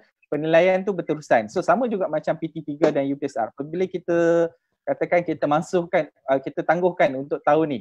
So ada pentaksiran alternatif yang asalnya semua guru-guru dah tahu tentang pentaksiran bilik darjah PBD, pentaksiran orang kata berterusan, yang memang orang kata memang akan banyak kerja sikit lah sebab proses tu berterusan dan banyak, dan setiap pelajar kena buat, kena ada evidence dan proses tu yang cikgu kena pantau. Tapi itulah yang kebanyakan sekolah-sekolah di luar negara buat, di mana setiap pelajar tu dia akan buat assignment dia sendiri, bukan hanya orang kata jawab exam saja, tapi dia akan ada tugasan-tugasan tertentu yang diukur, termasuklah pendidikan jasmani dan sebagainya. So maksudnya dia punya orang kata PGSK lah. Kalau dalam PPSR, UPSR punya PPSR tu kan. So dia akan ada pelaporan-pelaporan yang cikgu-cikgu kena nilai setiap pelajar tu berdasarkan band dan sebagainya. Memang agak sukarlah, dan benda tu orang kata cabaran bukan saja norma baru sebenarnya, itu benda tu bertahun-tahun pun sampai sekarang pun masih wujud cabaran bagaimana guru-guru nak mentaksir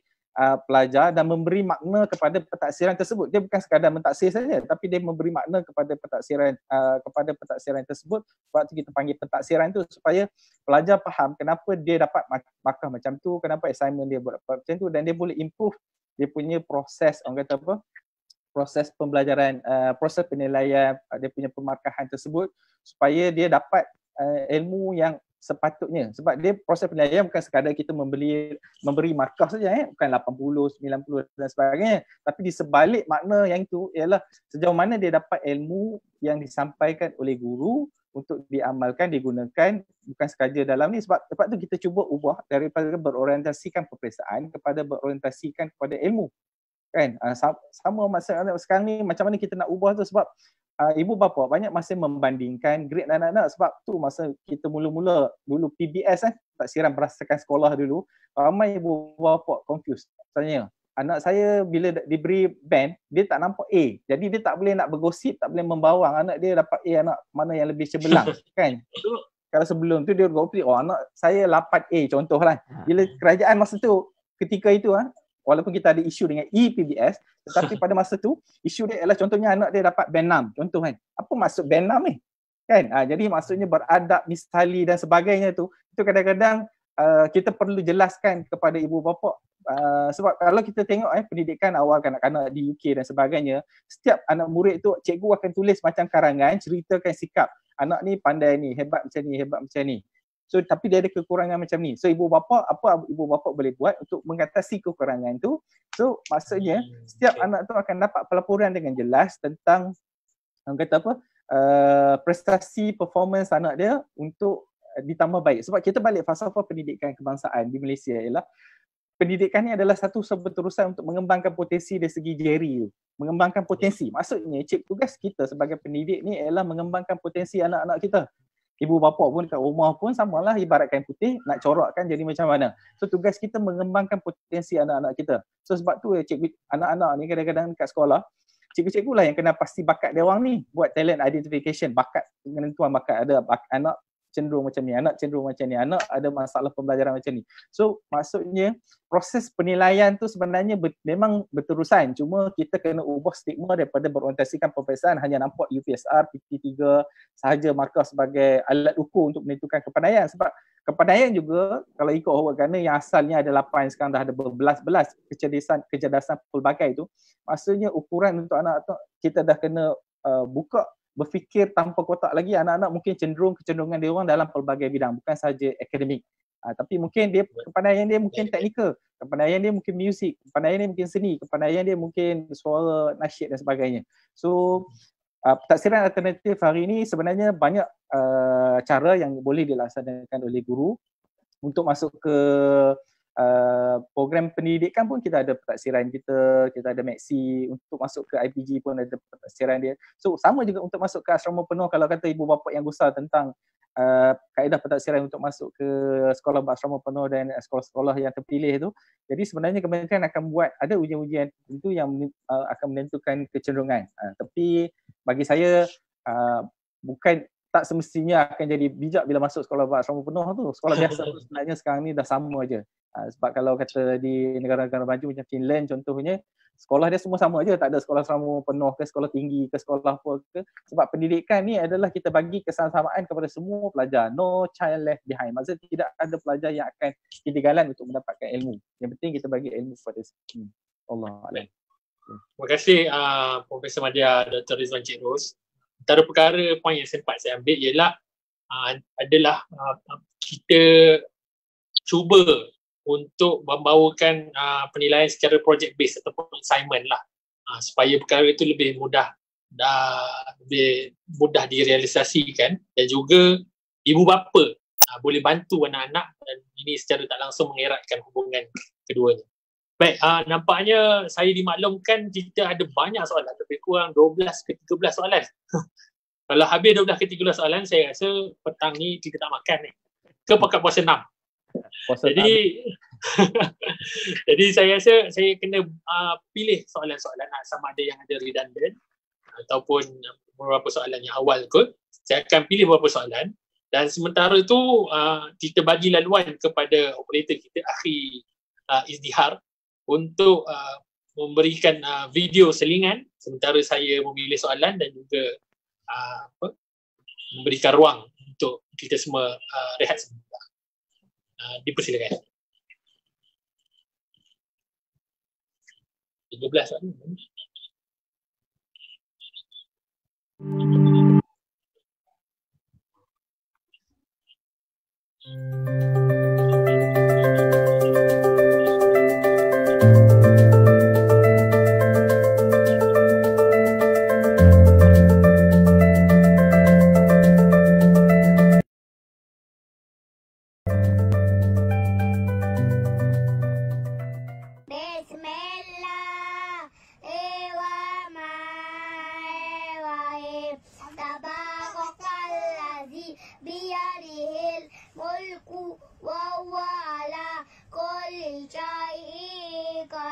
Bismillahirrahmanirrahim.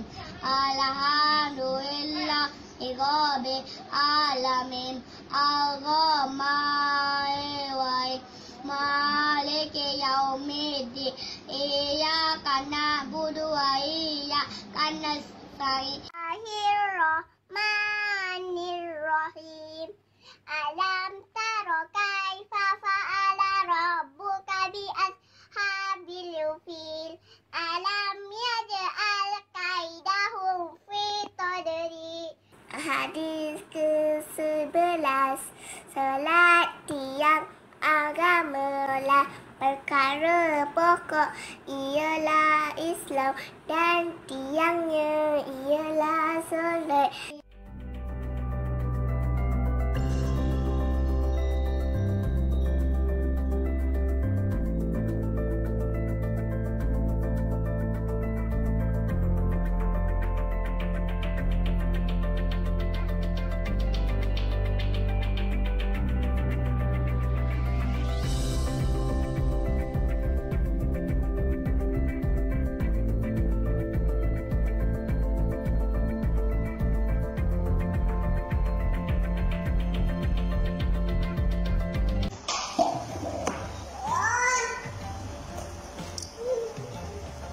Satu, dua, tiga, empat, lima.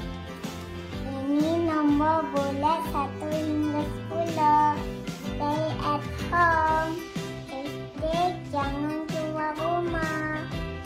Stay kita jaga kita. Nombor bulat 1 sampai 8.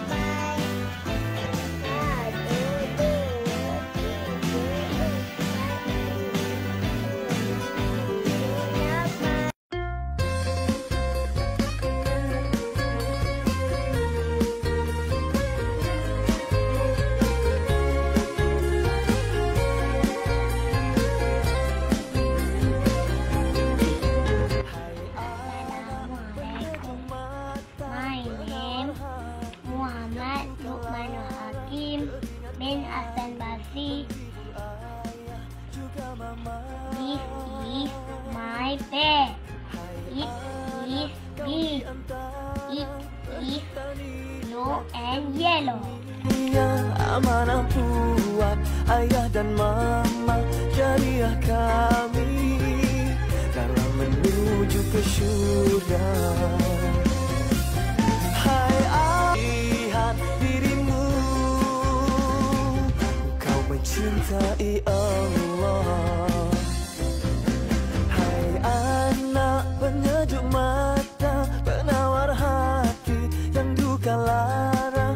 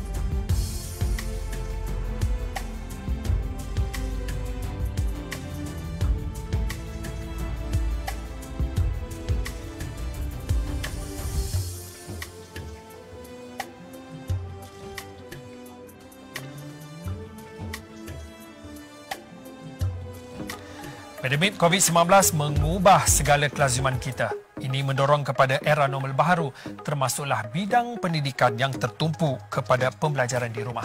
Apa yang perlu diambil kira sudah tentu kekangan bagi golongan guru dan juga golongan pelajar dalam menetapkan kaedah untuk menyampaikan pembelajaran di rumah.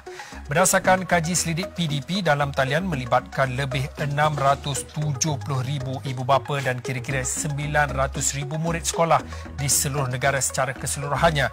Pemilikan peranti untuk membolehkan PDP dilaporkan agak terhad. Ini membabitkan pemilikan peranti seperti komputer peribadi 6%, tablet 5.76%, komputer riba 9%, dan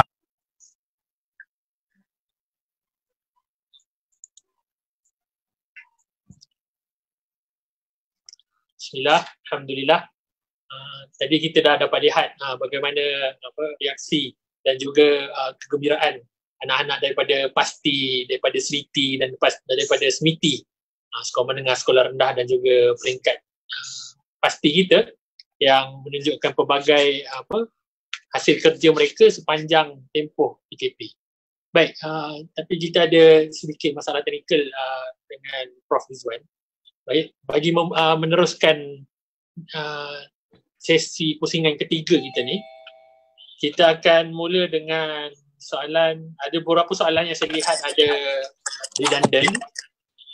Jadi saya pilih beberapa soalan. Mana yang tak terpilih tu, jangan kecewa, insya-Allah. Boleh kami akan take note soalan-soalan dan insya-Allah kita akan bawa ke sesi depan kalau ada, dan tuan-tuan puan-puan juga boleh cadangkan kepada kluster kami, kluster pendidikan, apa tajuk-tajuk yang dirasakan relevan dan menarik untuk dibincangkan di masa hadapan. Baik, untuk soalan yang pertama untuk Profesor Dr. Halim Tamuri. Pembelajaran pasca PKP ni dia memperlihatkan ibu bapa terpaksa berperanan menggantikan guru dalam mendidik anak-anak walaupun menghadapi kesukaran.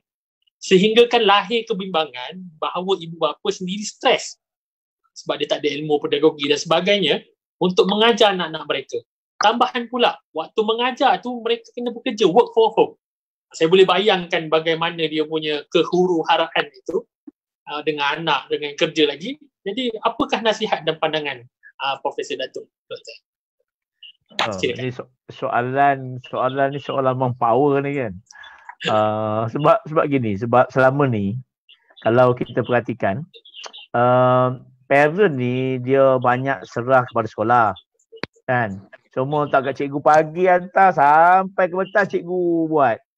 Balik hantar tuition mula kan. Malah lepas tu esok hantar balik rutin ni. Tak tahu sebenarnya PKP ni sebenarnya banyak pengajar untuk ibu dan bapa. Kadang-kadang dia tak kenal anak dia apa. Dari simbang soal karakter. Kadang-kadang sepatutnya karakter anak-anak ni yang kenal ataupun dia punya minat ni ialah parent. Tapi kadang parent pun tak tahu. Parent kata, anak saya jadi doktor boleh. Anak dia tak main doktor pun. Sebab kadang-kadang dia melepaskan tanggungjawab tu kepada cikgu. Jadi bila time PKP ni, baru tahu macam mana betapa sukarnya mendidik anak-anak. Bayangkan anak kita 3 orang, 4 orang, 5 orang. Ini kat kelas, selama ni cikgu 1 orang ngajar 30 orang. Macam itulah betapa sukarnya anak-anak kita guru kat sekolah. So pada saya, ibu bapa juga, sebab tu bangku PKP ni mengajar kita bagaimana seorang tanggungjawab education ni sebenarnya bukan tanggungjawab sekolah semata-mata. Ia tanggungjawab bersama di antara guru, ibu bapa dan juga masyarakat. Tapi dalam PKP ni ibu bapa. So, pada saya, inilah peluang sebenarnya bagaimana ibu bapa memahami karakter ataupun ciri-ciri yang ada pada anak-anak mereka. Ada satu kes kawan kita lah kan, kawan saya sendiri lah pun. Dia tak tahu anaknya ni rupanya macam ni. Karakter dia rupanya selama dia nampak, dia ni baik. Rupanya bila PKP ni, rupanya macam ni perangai dia. Nampak sebab kenal anak ni. Sebab selama ni dia duk bagi kat sekolah, anak kat asrama. Okey, sekali balik rumah kantoi. Kan, macam-macam buat. Anak aku ni macam ni rupanya. Jadi, bagaimana kita nak hadapi juga? Saya rasa begini. Kalau ibu bapa yang tidak ada pengalaman pendidikan, boleh kongsi dengan kawan-kawan. tentu ada kawan-kawan dia jadi cikgu, kawan-kawan dia jadi pendidik, kongsi pengalaman. Itu bertanya. Kalau kita tak tahu, kita tanya. Kalau kita seorang parent tak tahu macam mana ajak anak-anak, kita buat apa kita boleh. Kan? Mungkin macam saya ni matematik lemah, saya tak pandai. Memang lemah matematik ni, saya memang minta maaf lah. Saya memang tak pandai matematik. Sebab tu tak jadi guru matematik. Saya jadi bidang lain kan. Macam Prof Izwan tak apa, dia bidang dia orang sains. Saya bukan, saya memang matematik. Jadi saya kena minta tolong isteri saya. Saya boleh mengajar matematik sebab ada matematik. Saya tak pandai. Tapi saya pandai Datuk kahwin dengan cikgu matematik. Saya Ustazah tapi dia pandai matematik. Itu lama. Saya ni tak pandai. Saya pandai mungkin bahasa, menulis. Saya pergi. Jadi perkongsian pengalaman tu penting. Baik, yang kedua. Ingat tak kalau kita ada connection di antara adik-beradik dan sepupu sepapat ni kan, masa ni kan. So pada masa ni kita boleh berkongsi pengalaman. Mungkin sepupu kita ni cikgu, cuba cek macam mana nak tanya. Sebab ini sebenarnya merapatkan hubungan di antara keluarga kecil dan keluarga besar. Ini perkara-perkara yang saya rasa perlu kita ambil perhatian dari anak. Dan pada saya tak perlu stres. Sebab yang kita ajar tu anak kita. Anak kita sendiri yang kita punya. Jadi pada saya kita kena cari kemahiran. Memang saya tak nafikan ada kawan-kawan saya yang anak ramai ni kan. Musim PKP ni, dia kata tak sempat lah kat rumah. Kenapa? Saya masak tak kering lengan baju lagi. Masak lain pula. Sebab anak ramai dia duk masak. Mak makan lagi. Yang ini kita kena uruskan. Pada saya buat jadual, schedule. Sebab tu pada saya buat schedule. Schedule kan. Balik kepada SOP juga. Maaf tadi kan. So pagi pagi bangun tidur, anak-anak kecil kan. Ni abang, kakak semua buat jadual. Lepas pagi sampai pukul 11 buat kerja. 11 ada minum pagi. Mak yang kat rumah yang tak kerja, mungkin ambil masa sikit. Yang bekerja sebagai online, ni masing-masing work at home. Kan work from home, masing-masing buat kerja. Pukul 11 berhenti kat minum. Lepas tu makan tengah hari. Bagi petang pula. So bagi saya penjadualan dalam di rumah itu kena ada. Jangan biar aja. Buatlah apa-apa pagi petang siang tamat tak. Mesti ada gitu. Lepas maghrib katalah macam sekali dah tak puasa kan. Lepas maghrib apa? Ambil masa baca Quran, bagi masa baca Quran. Lepas isyak mutalaah sama-sama duduk. Janganlah pula pada saya anak kita buat kerja, kita tengok TV. Tak betul. Anak kita sedang belajar, kita jangan tengok TV. Anak kita tengah belajar, jangan kita main game. Ini kadang-kadang ada kat orang tua main game. Kan? Sebab ni kata lewat dewasa kan, lewat remaja kan. Lawak remaja panjang kan. Dia main game tak boleh. Pada saya kalau anak belajar, kita duduk sebelah dia. Tunjukkan komitmen kita kepada mereka. Dan ini akan berikan motivasi kepada mereka. Ini perkara paling basic. Jadi pada saya tidak perlu stres. Dan pada saya, perkongsian pengalaman yang penting. Bila kata ada masalah, jangan diam. Kan kita ada nombor cikgu kan. Tanya cikgu tu. Kadang-kadang tak masuk lah kan. Kadang-kadang cikgu ni, parent ni masalah kita lah. Masalah kita yang perbaiki. Hubungan parent dengan guru tak rapat. Dia jauh. Jumpa masa bila ambil report card. Berapa ramai yang kita rasa ada connection dengan cikgu. Assalamualaikum, cikgu, anak saya ni macam mana? Ini masa dia. Cikgu ni, tuan-tuan, pengalaman saya cikgu. Kalau parent tanya pasal anak, nikmat cikgu sebenarnya. Boleh cerita pasal anak cik ni sebenarnya bagus. Yes. Cuma, yang ini, yang itu yang saya rasa PKP ini sebenarnya ruang untuk kita berkongsi pengalaman. Dan hubungan di antara guru dan juga parent, guru dengan parent kena rapat. InsyaAllah saya yakin, macam sebutkan cikgu kat Malaysia ni hebat-hebat. Cikgu ni hidup ni nak bantu anak murid. Cikgu ni dia paling nikmat paling besar dalam hidup dia bila tengok anak murid berjaya. Dia tak nak duit apa-apa pun. Itu cikgu. Sebab tu kalau ada parent tanya pasal anak dia di sekolah macam mana dan boleh bantu, saya yakin semua guru akan merasa gembira. Dan dia akan bagi pandangan. Anak cik ni sebenarnya kat sekolah dia ni memang suka tidur. Aku tahu rupanya. Selama ni kita tengok anak saya okey. Sekali tengok kantoi kan. Jadi ini benda-benda yang saya rasa kena buat. Jadi kena difahami dan insya-Allah mereka akan uruskan. Macam kata bekerja kat rumah. Schedule. Pada saya schedule kena ada. Work at home tak kalah daripada work from home tu daripada pukul pagi sampai tak. You schedule kan. Sama-sama buat. Sama-sama bekerja. Waktu break minum pagi. Macam kita lah minum pagi tak kedai kan. Buatlah. Ini janganlah masak macam-macam menu kan sampai ni kita ala kepalang lah. Janganlah masa PKP ni masak segala benda menu semua keluar. Kita schedule kan. Ini sampai yang penat ni sampai 4 menu 5 menu yang penat tu kan. Jangan ikut nafsu, ikut keperluan. Jadi pada saya penjadualan di rumah tu penting. Masa belajar, masa sebagainya. Jadi ini mungkin boleh membantu ibu bapa yang bagi anak-anak yang ramai sebagainya boleh. Dan sebenarnya satu lagi skill yang penting ialah bagaimana abang atau siapa abang ke siapa adik tu, dia ada mentor kepada adik dia. Ini memang skill yang paling yang kita kena bina. Isteri jadi mentor kepada suami, tak tahu masak, tukar balik kan. Jadi semua suami pandai masak pula, itu buat masak kan. So janganlah si masak, suami kena masak lah pula. Asyik masak, soal saya lagi masak, penatlah abang. Abang dia nak masak, okey, tukar. Baik yang kedua.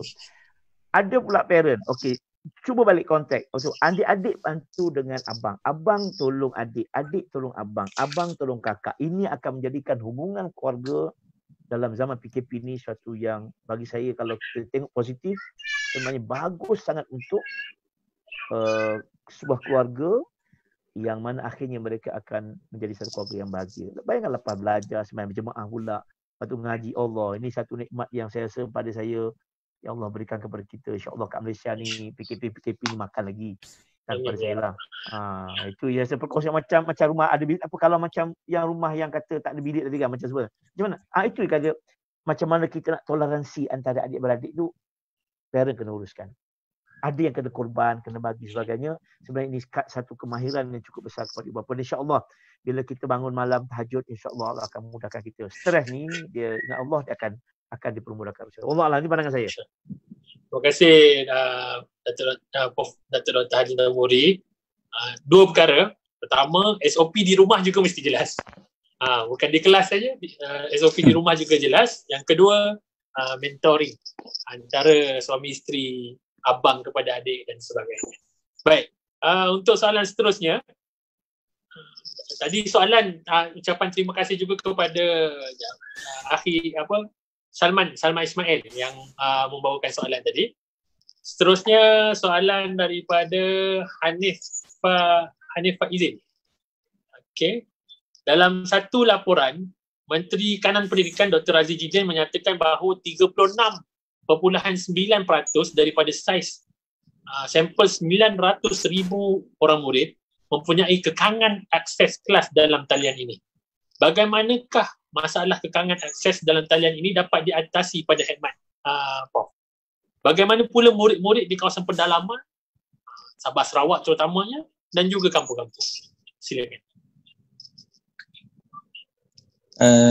Untuk saya Ya. Bismillahirrahmanirrahim.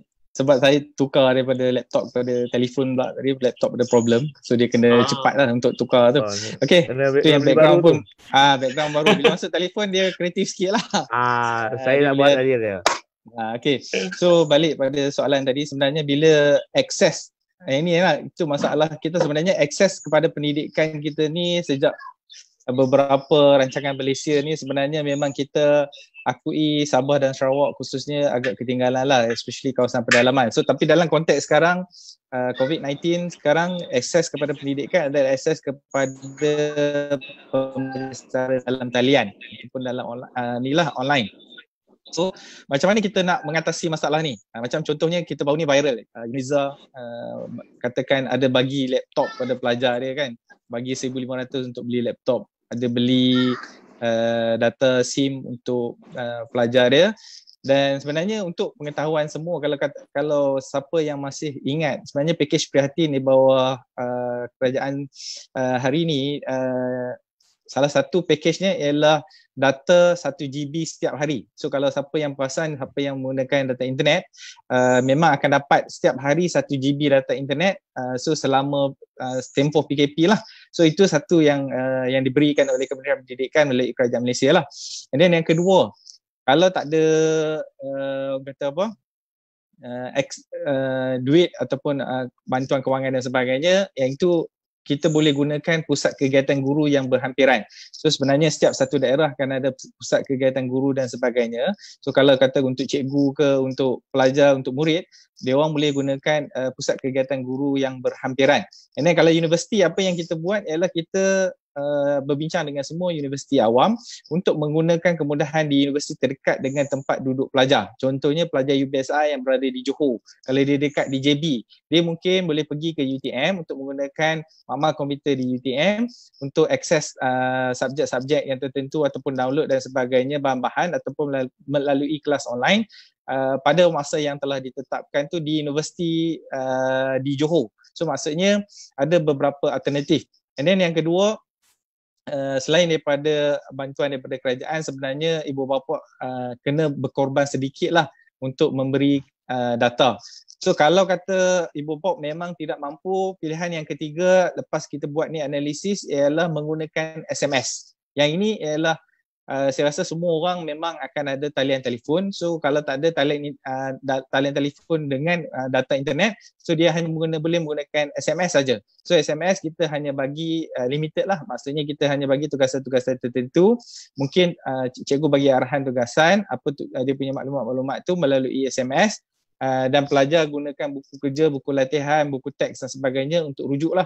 Sebab untuk akses kita nak jamin 100% akses memang agak mencabarlah dengan keadaan kewangan yang terhad dan sebagainya, dalam keadaan PKP dan juga banyak orang kata parent yang berada dalam kelompok B40. Bayangkan 40% isi rumah di Malaysia ni memang dalam kelompok B40. Jadi memang nak tak nak memang akan ada isu tersebut. Cuma sejauh mana kita boleh menggunakan kreativiti kita, cikgu-cikgu mungkin boleh bantu bagi maklumat kepada pelajar ataupun kata apa, sekarang ni ada cikgu-cikgu yang kita tengok ramai kawan-kawan saya yang turun ke rumah pelajar untuk bantu, untuk bagi buku teks, untuk bagi buku latihan, untuk beri panduan dan sebagainya. So maksudnya ada pelbagai alternatif yang boleh diusahakan oleh pihak sekolah, pihak cikgu-cikgu sendiri untuk membantu murid-murid, dan murid-murid melalui ibu bapa dan masyarakat mungkin kita boleh gunakan pusat internet yang berhampiran dengan kawasan-kawasan setempat kita juga untuk mengakses kepada maklumat-maklumat tu. Tapi paling asas sebenarnya bagi saya, kalau kata paling senang untuk memberi keadilan kepada semua ialah apa yang pelajar ada ialah sekarang ialah buku teks. Buku teks semua pelajar memang ada, dan buku latihan yang orang kata apa, yang dibekalkan sekali bersama dengan buku teks tu memang semua pelajar dah ada dan tak perlu nak beli lagi. Jadi mungkin guru-guru boleh orang kata apa memberi bantuan kepada pelajar dengan orang kata apa ambil buku di sekolah dan sebagainya dan hantar kepada pelajar, ataupun pelajar sendiri dan memang sedia ada buku teks di rumah dan juga buku latihan di rumah, dan cikgu hanya perlu bagi latihan menggunakan buku teks dan buku latihan yang ada. So maksudnya cikgu kena kreatif lah, berfikir apa sumber yang dah memang sedia ada pada pelajar. Dan sebab kalau kita nak sediakan sumber baru memang agak terhad, ada limitasi dia tu. Jadi apa yang kita boleh buat ialah kita fikir apa sumber yang ada di sekeliling pelajar, learning environment yang ada di sekeliling pelajar. Kalau tak ada buku teks, tak ada buku ni, contohnya kita nak ajar pelajar tentang orang kata apa jua aktiviti, so kita boleh SMS kepada pelajar kalau langsung tak ada sambungan internet, dan bagi arahan melalui SMS lah.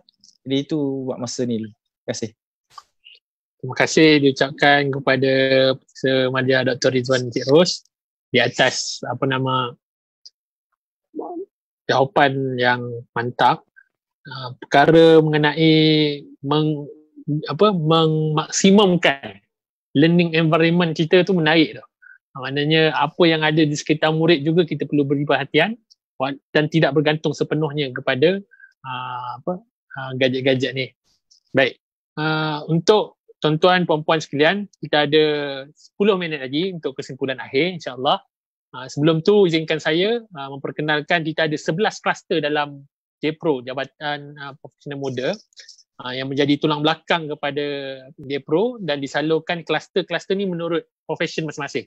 Jadi kalau anda seorang doktor, anda boleh join kami dalam kluster kesihatan. Kalau anda peguam, kami ada kluster undang-undang. Kalau anda seorang engineer, jurutera, kami ada kluster kejuruteraan.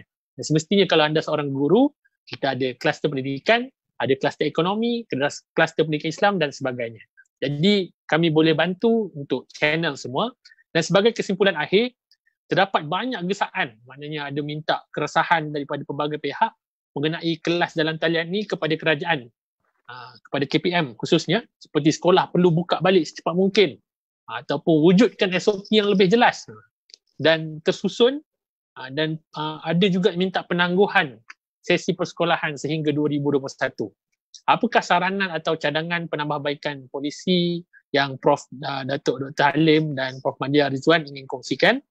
Saya jemput Profesor Dr. Halim Tanguri dulu untuk memberikan cadangan. Baik, terima kasih. Saya rasa isu sekolah buka ni kita kena hati-hatilah. Sebab masih lama lagi, sebab saya tengok tak ada sekolah lagi nak buka ni. Ada sekolah tu buka seminggu tutup balik. Memang it's very risky punya polisi lah kalau kita buka.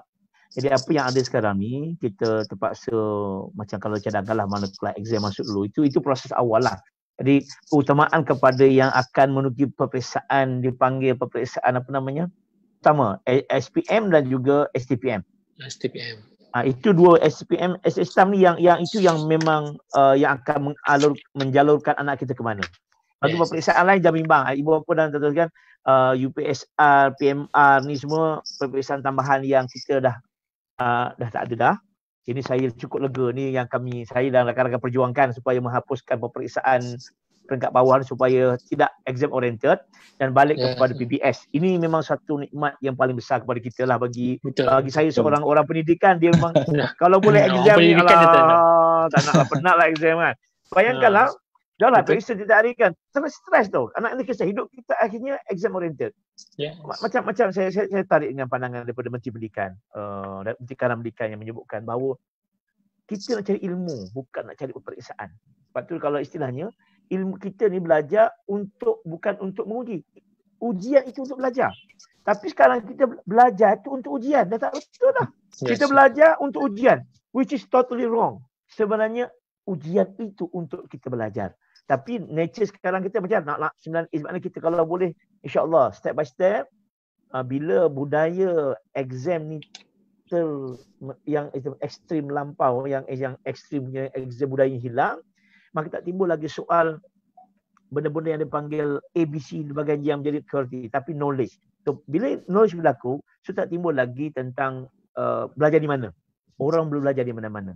Lepas tu persekitaran itu boleh dibentuk. Yang jadi masalah kepada kita ni, orang nak exam tu, iaitu anak aku macam mana dapat macam mana. Ya itu yang kata orang nak sekolah macam cepat tu, sebab besoknya macam mana, dia macam mana kan. Itu ya, sebab tu tertekan nak sekolah buka. Tapi kalau dipikir learning ni kat mana-mana, saya rasa tak ada isu. Sebab learning boleh melalui di mana-mana. Melalui internet, TV sebagainya, connection bahan, dan ibu bapa sebenarnya adalah sumber utama dalam bidang pendidikan. Baik. Dalam PKP yang memang kita faham, makna kita stay at home ni benda cukup besar untuk kita. Kita jaga kita, stay in, stay safe. Itu benda paling basic kita buat.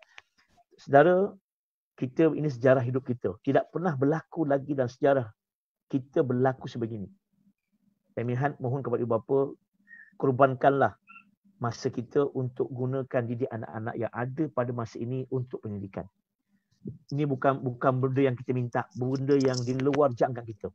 Jadi kalau nak minta sekolah buka, pastikan settle semua keselamatan. Kalau tak boleh, saya minta ibu bapa belajarlah, carilah jalan bersama dengan anak-anak, tanpa sebagainya, komuniti ke sebagainya, dengan masyarakat tempat, didik anak-anak. Which not kerja pendidikan ni bukan kerja kerajaan semata-mata, tetapi kerajaan masyarakat. Kementerian bagi infrastruktur. Buku teks sebenarnya. Sebab tu kenapa orang tak tengok buku teks? Sebab orang akan tengok buku exam. Sebenarnya buku teks ni yang bina pakar. Tetapi sebab dia terlalu peperiksaan, akhirnya buku teks diabaikan. Saya setuju sangat kalau buku teks jadi rujukan yang utama, itu sumber ilmu. Tetapi sebab kita nak exam, nak score. Buku latihan jadi. Buku latihan tu bila. Tapi cuba tanya bulan, faham tak? Tak faham. Dia boleh menghafal. So pada saya pegang kepada prinsip, buku teks ini perlu dijadikan sebagai teras dalam pendidikan. Tak faham itu sebab apa? Sebab kita gunakan. Sebab kita suka ambil buku yang dipanggil buku-buku yang diterbitkan oleh buku latihan. Akhirnya tidak membantu pelajar sebab hanya fact tapi tak ada huraian. Tapi kalau buku teks yang kita bina, saya terlibat pernah ada buku teks, banyak nak bina buku teks bukan mudah. Menggubal ni bukan ambil masa dalam panjang. Tapi sayang tidak digunakan. Jadi untuk mengelakkan perkara ini, SOP kena jelas. Saya kalau tanya saya anak-anak kecil ni, tuan-tuan bayangkanlah macam mana nak buat social distancing untuk budak tadika, social distancing untuk anak darjah 1. Yang dekat supermarket orang tua-tua pun tak ikut social distancing. Ini lagi budak-budak. Aduh, dah kata lama tak jumpa lah. Apa. Tak ada. So bagi saya, make sure walaupun tak boleh, kita cuba minimalkan. Dia itu kena biarkan. Biarkan sampai settle, mana at least risiko tu dah bukan zero tapi makin rendah, baru ke sekolah. Memang ada masalah, saya faham. Anak-anak kata siapa nak jaga anak. Ini yang kita kena susun. InsyaAllah pihak kerajaan akan fikirkan benda ni. Kita sama-sama fikirkan supaya kita kena bersabar. Kita kena settlekan, kita kena menang dalam peperangan ini. Kita kena menang dengan COVID-19. Jadi pada saya kita kena berkorban. Ibu bapa kena ambil masa sikit. Sebab which is memang tak, kita pun tak nak fikir. Dalam masa 3 bulan tiba-tiba tak boleh keluar rumah, tak boleh pergi sekolah. Kita yang orang tua ni pun kadang rasa macam alamak kan. Tapi dah hilang. Dulu suka melepak kedai kopi, tak ada kopi kan. Okey kan. Life goes on kan, tak ada apa pun. Dulu suka pergi lepak kat yang budak-budak McDonald, KFC. Okey tak makan KFC McDonald kat rumah, bukan pergi okey je pun. Jadi normal tu berubah. Dulu kita, jadi structure kita ambil positif. Jangan tengok negatif. Jadi kalau nak tukar polisi, kena pastikan polisi itu memberi kesan yang positif kepada anak-anak jangka masa panjang. Kalau buka segera sekolah, saya rasa pada saya pun saya tak setuju lah. Sebab akan berikan besar kepada anak-anak. Yang lain kita fikir juga bagaimana kita nak buat kelas talian ni. Macam tadi Prof Ridwan sebutkan, kalau tak ada alat ni, kita harap supaya kemudahan infrastruktur, pusat internet di kawasan desa, ada banyak kan pusat internet, kena tengok balik, kena dihidupkan semula pusat-pusat komuniti yang saya rasa ada yang di kawasan bandar Felcra pun ada macam-macam tempat pusat internet desa ni. Pusat internet desa. Ya, itu hidupkan balik, tengok bagi facilities, kemudahan ada, gunakan sebaik mungkin, infra dah ada, sekolah juga boleh buka juga yang kawasan-kawasan okey, buat schedule nak gunakan bahan, sebab sekolah ada dia punya pemancar subhanallah internet tu, so boleh guna kat situ. So kalau kawasan yang luar bandar boleh gunakan yang tadi kan SMS sebagainya, kita tahu benda tu boleh dibuat. Tapi bila kita dah tak ada, pada saya tekanan bila UPSR tak ada, PMR tak ada, so parent yang bimbang lah. So tak ada exam. Saya sebab tu dalam saya belajar dasar cadangkan untuk masuk sekolah selama penuh ni, saya cadangkan kepada mereka MRSM, SBP sebagainya buat ujian kelayakan. Jadi siapa yang berminat, ambil ujian kelayakan tu. Kata nak masuk SBP.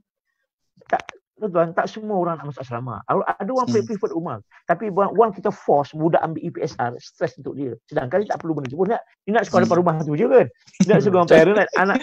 Kita nak, ada anak. Kena ambil pressure. Okey. Pada saya, kalau pandangan peribadi saya prefer kalau siapa yang nak ambil masuk asrama penuh, MRSM, sekolah elit yang so-called sekolah dipanggil sekolah hebat ni, kena ambil ujian kelayakan. Jadi siapa yang berminat ambil lah. So dia taklah punya tekanan exam. Jadi kalau dia boleh belajar, sampailah. Dan pada saya lebih praktik kalau ada ujian IQ test, EQS test, personality test, akhirnya pelajar yang bagus tu akan masuk lebih baik ke tempat yang sepatutnya. Dan insya-Allah ini akan menjadikan sistem kita lebih baik. Dan saya yakin bahawa dengan PKP ni sebenarnya banyak tengok positif, banyak benda yang kita kena belajar, banyak kita boleh ambil iktibar, ibrah yang kita ambil, dan insya-Allah kalau kita buat polisi yang saya minta oleh bapa dengan rasa resah gelisah, anak kita ni jangan bimbang. Ada budak dapat UPSR 5B. Kan 5B, 5C. Saya 2B1C je kan. Teruk biasa kan. Tapi akhirnya dia berjaya juga. Ada pelajar yang dapat 5A masa UPSR.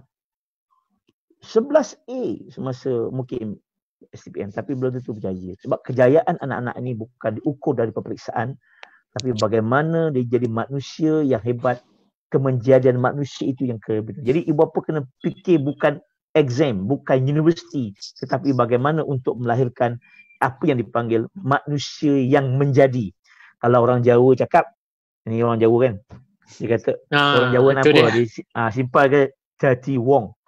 Jati wong ni maksud dia apa? Jadi orang. Itu yang paling besar term. Lepas tu orang Jawa ni mudah je. Dia taknya jati wong maksudnya menjadi orang. Maknanya orang yang menjadi, akhirnya orang ini akan menjadi sumbangan yang maksimal kepada masyarakat. So jangan stres-stres, jangan risau. Kita ikhtiar, yang penting anak kita menjadi anak yang soleh, jati wong. Allah Alam SWT. Silakan Profesor Madya Dr. Rizwan Encik Ros untuk kesimpulan. Okey, terima kasih. So, Prof Datuk dah cakap banyak dah.